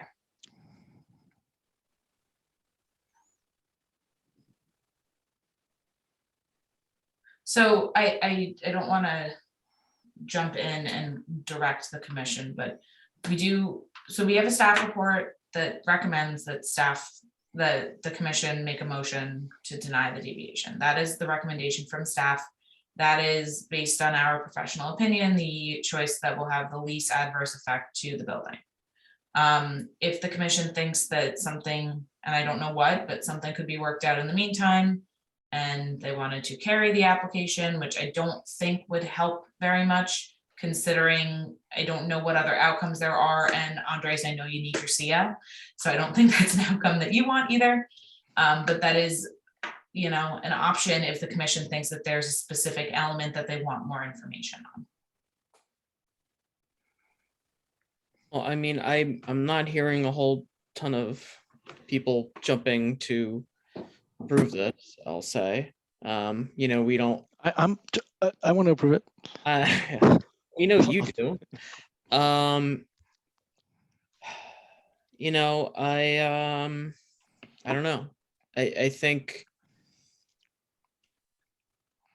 no one wants, I don't think we want to issue denial because we don't like doing that. Like what happened with another application earlier, but I'm not hearing a ton of support for this either. I was trying to find a way to support it, but I don't know if I've quite gotten there myself. I don't know if anyone else has, and I think there's some that are certainly opposed to granting a deviation here. Remind me, what are the applicant's rights of appeal if there's a denial on this application? Can they go to another board to appeal our decision? With a certificate of appropriateness, it would be the zoning board, but because this is a project that was already approved, I honestly don't know what the appeal process is for this, because it's a certificate of appropriate. It's right now, this is holding up a certificate of appropriateness, so that perhaps might be the construction board of appeals. If we deny we're not looking to deny a certificate of I'm saying deny certificate of appropriateness. I mean certificate of occupancy. We're not looking to deny certificate of occupancy, but that is something that I think the construction board of appeals would handle. And we can, that's something that I would have to seek further clarification on tomorrow. Could we possibly approve it under the condition that under a certain time frame, it has to be changed to wood so that they can get their CO and move in? Because there are two entrances to the house. So it's not like, and it's still one unit, correct? So, yeah. I would, if that's something that the commission would like to do, staff would very, very strongly recommend that if that is something you choose to do, you choose to make a motion to authorize staff sign a TCO, not a CO. Because if you guys approve it with conditions, and the condition being that it's fixed in X amount of time, and then we sign a CO, there's no way to guarantee that it's ever fixed. Yeah. How long can you issue a TCO for? A TCO is technically 90 days. I've done them for 180. and the temporary CO would allow them to move in, and he would be able to, I don't know if he's closed on the house already, but, and then what would happen in 6 months? He'd have 6 months time, or 180 days, that's 6 months. To make the correction. And what happens if it doesn't happen? Then he doesn't get a permanent CO. The temporary CO runs out. Yeah, we would have to go request that zoning pull the TCO. Oh, so it does, temporaries don't have a built-in expiration? They have a, they have a built-in expiration, but in my experience, unless you request that if something is pulled, it kind of is forever minus. It just turns into a regular certificate? It's not turns into, it's just, we don't, to my experience and understanding is that we do not have the enforcement capability to confirm the expiration of the expiration of TCOs is kind of low on the list. Gotcha. Well, what would the applicant like? I mean, does that, I mean, like I said, I'm not seeing a whole ton of support for this. I mean, do you want, would that appeal to you? Would you want time to explore options? And this just be carried? I mean, what are your thoughts? I'm hoping that it'll be approved. Yeah, I mean, I'm not, I think reading the room here, like I said, you would need at least 4 of the 6 here to recommend an approval of the deviation. I mean, you could ask for a vote. I don't know that you're going to get it. I mean, I'll just say this, that either way, it would be a huge help to get a TCO because it would allow, moving into the house, and that would be a big help. I do, as you all know, or, I work in the city regularly. I don't think I have any outstanding things that I haven't completed previously on anything. So it's a big city, but it's a small town. I will bring this to completion. So if the vote is no, sorry, you can't have your stone stoop. Okay, that's what you voted. That I brought it here. It is kind of like a black and white sort of thing in this instance, whereas in other cases you do maybe carry things in order to improve and develop an argument, whatever. That's not really, I don't think, the case here. So I would ask, please to vote. I would ask you to please consider the huge amount of work that we've done here and vote in favor. And regardless of the outcome, I would ask to please obtain a TCO so that at least the house can be occupied and, it can be enjoyed. And I will live by the TCOs that have to be renewed. So, and I need to finish the project. So Maggie, if this is denied tonight, can you still issue a TCO? Or does he have to do the corrective work first? If it is denied tonight, I would feel comfortable. I would do, like, you could, I mean, your motion can be to deny the deviation and make him reconstruct it. And in the meantime, and make a separate motion for me to issue the TCO. I think that the commission could certainly separate the motions. Okay. So Andres, you would like us to take an action tonight, whatever that may be. Yeah, I think so. Okay. And that will help you move forward, whatever that may be. Yeah, So sometimes you need to have the other shoe drop, right? okay. So is anyone comfortable? Well, Go ahead. Sorry. Go ahead, Matt, Robert. when we make this motion, if we're approving a temporary CFO, we have to specify the length of time. Can we specify up to 180 days? Yes, you can specify, like, you essentially, when you specify a time period, it's in increments of 90 days. So if you would, the way that we have done them in the past is we act knowing that, not knowing, we did this in the past, knowing what we knew then, but now especially, if the commission were to make a motion like that, we would recommend that the applicant will sign off on a TCO, and we can extend it in perpetuity, provided the applicant has an application in and is actively working on it. Does that make sense? So like I don't think I would feel comfortable saying that they have to do it in 180 days, right? Like, given the supply chain right now and construction right now, like, I don't think that we'll get the best product if we force a time period on that. But if the commission would like to say that they staff can sign a TCO and that the applicant needs to put in an application within 90 days to fix the stoop, or needs to provide staff with documentation on how they're fixing the stoop within 90 days, and then staff can renew the TCO in perpetuity until the stoop is completed, at which point they can sign a CO. That was a very wordy way, but I think I got my point across. I think that would give us the best result for both us and the applicant, the best result. That's helpful. And do you feel comfortable keeping track of the status of this? Because I believe you said that you need to take an affirmative action to sort of close out the TCO if there's non-compliance. So you might have to keep track of this for quite some time. Is that Yeah, you're yeah, that is, so I will specify here that keeping track, I can keep track of it from the HPC side. I can put deadlines in the calendar and file that paperwork on time. It will be up to the applicant to meet those deadlines. So like, I can't promise that I'll send out reminder emails at day 85 if I don't have documentation, but I can certainly I feel very comfortable following deadlines for if compliance is not followed. Excellent.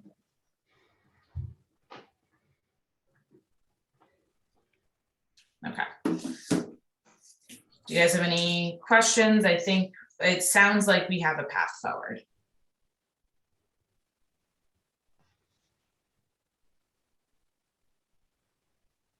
So it sounds like the path forward that we have. I'm trying here, guys. It's 10:15. Would be to make a motion for staff to make a motion to deny the deviation and have the applicant construct the stoop per the 1938 tax card photograph, and put in an application, or provide staff with documentation for review. It doesn't need to be an application. Provide staff with documentation for review of that within whatever time period you guys set. It could be 90 days, it could be 30 days, whatever. And then a separate motion for staff to sign off on a TCO, provided the applicant submits information on the stoop and renew that TCO in perpetuity of construction of the stoop. That's what it sounds like to me. I don't know if that's if I'm interpreting that correctly. I think that makes sense to me. I agree. Mr. Cortez, are you in agreement with that? Sorry, say again? Are you in agreement with that? Yeah, it looks like, you know, a way to split the baby. All right. And just to be clear, I think it's obvious, but it should still be stated expressly that Mr. Cortez will pursue the construction with all due haste. You know, we can account for ordinary construction delays and the supply chain issues that were noted, but we should see forward progression on this. Yeah, I would say the application, you know, should be forthcoming in the next week or two, once we get past here. Yeah, I would say we should at least have an application in the next, by the time the TCO is issued, I think that's fair. Okay. I'll have it into Maggie by the end of this week. Yeah, I think, There you I think go. all you need to do is submit an application. Well, anyway, I'll go through the minutia with Maggie, but Yeah. Yeah. Yeah. Okay. So we're making a motion for staff to issue a TCO, renewed in perpetuity of reconstruction of stoop. Correct.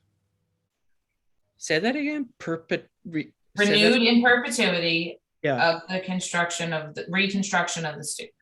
Yeah. So okay. however long, if it takes, I mean, look, if reconstructing a stoop takes 2 years, something's wrong here. But I don't think it will, but if we have to renew the TCO, this at least gives me the ability to renew the TCO. It's Yeah. not going to take 2 years. Yeah. Okay.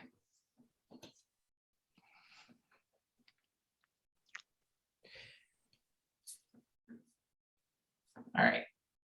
And then, so that's one motion? Yes, Okay. Does someone want to make a I'll make a motion? motion to deny deviation for the front porch, front Okay. stoop. Second, Do you want, staff would recommend that motion be added to deny the deviation, and the applicant shall reconstruct the front stoop per the 1938 photograph and original approval. I think that's Yes, the heart of. Okay. that's what I meant to say. Yes. Okay. And should the two standards that you cite in your staff report be referenced as to the reason why it's being denied as well? Yes. Yeah, 345, 71 G2, standards for reconstruction, and 345-71 L4A2 restoration. Okay. All right. So Paul made that motion. Is there a second? I'll second. All right. Andre, there's no conditions on that, so that's fine. All right, we'll move to a roll call vote. Commissioner Amatuzzo. Aye. Commissioner Gucciardo. Aye. Commissioner Lewis. Aye. Commissioner Gordon. aye. Commissioner Gunther. Aye. Commissioner Sakong is absent. Commissioner Tagliaferri is absent. Commissioner Peppin is absent. Vice Chair Sandcamp is recused, and so Chairman Blazak. Aye. All right, there are 6 votes in favor, no nays, and 1 abstention. The request to grant a deviation is denied. Okay, moving on to the second recommended motion, which would be for staff to issue the TCO sign and issue the TCO for the property renewed in perpetuity of the reconstruction of the stoop. Does anyone want to make that motion? Motion, Second. Okay. Gordon, Amatuzzo. Commissioner Lewis. Aye. Commissioner Amatuzzo. Aye. Commissioner Gucciardo. Aye. Commissioner Gunther. Aye. Commissioner Sakong is absent. Commissioner Tagliaferri is absent. Commissioner Peppin is absent, and Vice Chair Sandcamp is recused. Oh, I missed someone along the way. Oh, Commissioner Gordon. aye. Thank you. All right, and Chairman Blazak. Aye. All right, there are 6 votes in favor of the motion, no nays, and 1 abstention. So that motion passes. All right. Well, Right. Andres, I'll hear from you by the end of the week. Okay, everybody. Have a good night. Yep. Thank you. Thank you. Bye-bye. Thank you. All right. I don't know. Tony stayed on the whole time, so I'm promoting him to panelist, but I think that clears up all of the, we have one more item on here. We do? We do. So our next meeting is our reorganization meeting. This is not, we do have to formally re-elect. However, all of our terms are a maximum of 2 years. So if our current chair and vice chair would like to remain as chair and vice chair, that is something that we can do this year. Next year, we'll have to switch again. So we do have to establish a nomination committee for those positions at this meeting so that they can put forth nominations next meeting. So we typically have 4 members of the commission on a nomination committee. Maggie, are we going to ask the current president and vice president if they wish to continue for a second year? Or are we doing this? Or is this the second year is up already? No, they can all serve for 1 additional year. So Okay. so I would imagine the members of this year's nomination committee have a pretty easy task ahead of them unless someone does not want to be a chair anymore. Does anyone want to oppose me? No. No. Anyone want to be the chair? No. Okay. Start thinking about 2023 then. Yeah. You're gonna I would imagine this nomination committee will be relatively easy. I think it So, should be the 4 people who are here that aren't the chair and vice chair should just be the nominating committee. all right. Okay. so Fair enough. Someone want to make a motion? I'll make a motion Second. to nominate myself, Stephen Gucciardo, Janelle Gunther, and Robert Gordon as the, whoever, as the nominating committee. Ms. Lewis. Miss Lewis as well. Sure. Okay. So I have Paul, Stephen, Kelly, Janelle, and Robert, and Paul. I think we need a second. Yeah. I'll second that.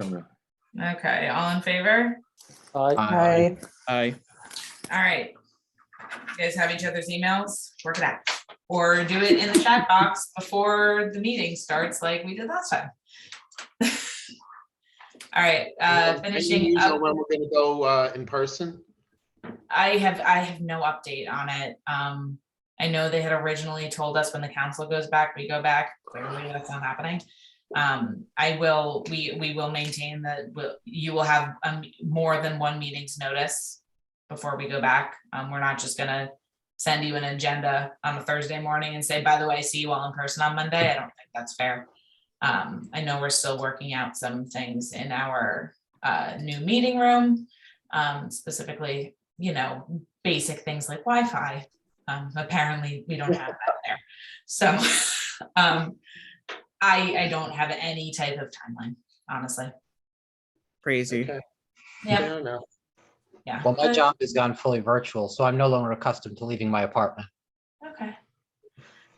We've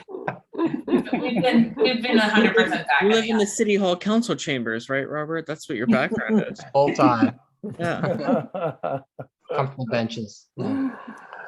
Yeah, I never worked well from home, but I do miss it. Unfortunately, that's fine. All right. We have no resolutions to introduce or discuss. I need to go sleep. I can't speak straight. We do not need an executive session. Just to touch on that, the last executive session we had was in January, and we had planned on another one for some basic updates in the end of April. Our last April meeting will be an update on that. And actually, before adjournment, I completely forgot earlier, I do have one very brief announcement in terms of staffing. So it's not staffing, but staff items. We had mentioned ad nauseum that we were trying to get an RFP out for a new, for a revision to the historic preservation master plan element. And that RFP went out today.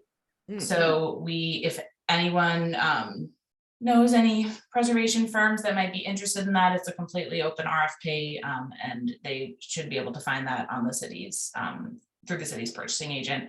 And I forget the website, but it's all online. So we are actively soliciting bids for that, and I believe they close in May. So there's a nice long open period for firms to prepare bids, and hopefully we get some good stuff back. Cool. What is bids for, Banky?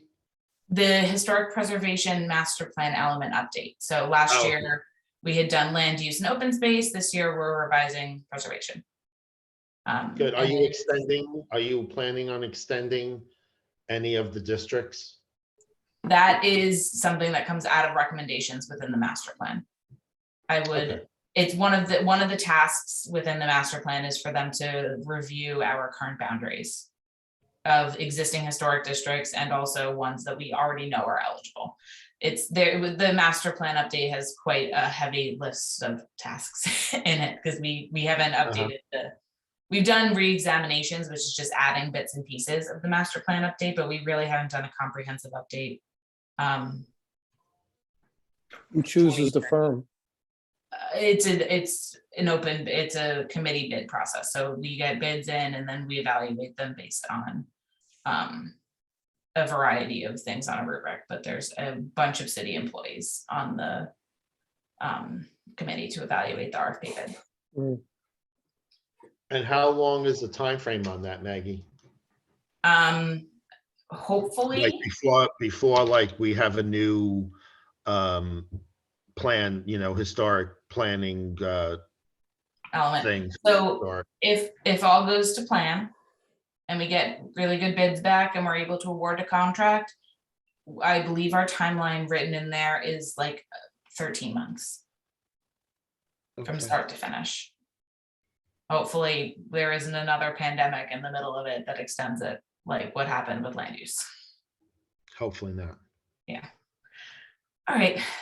So I will send all of you a link to that RFP if anyone is interested in looking at it. It's mostly legal gibberish, but anyone's curious on it or knows anyone that they want to send it to, I can send that out tomorrow. But that's it. Other than that, we just have adjournment. Right, so it's 10:31 and I'll make a motion to adjourn tonight's meeting. Second. I'll second.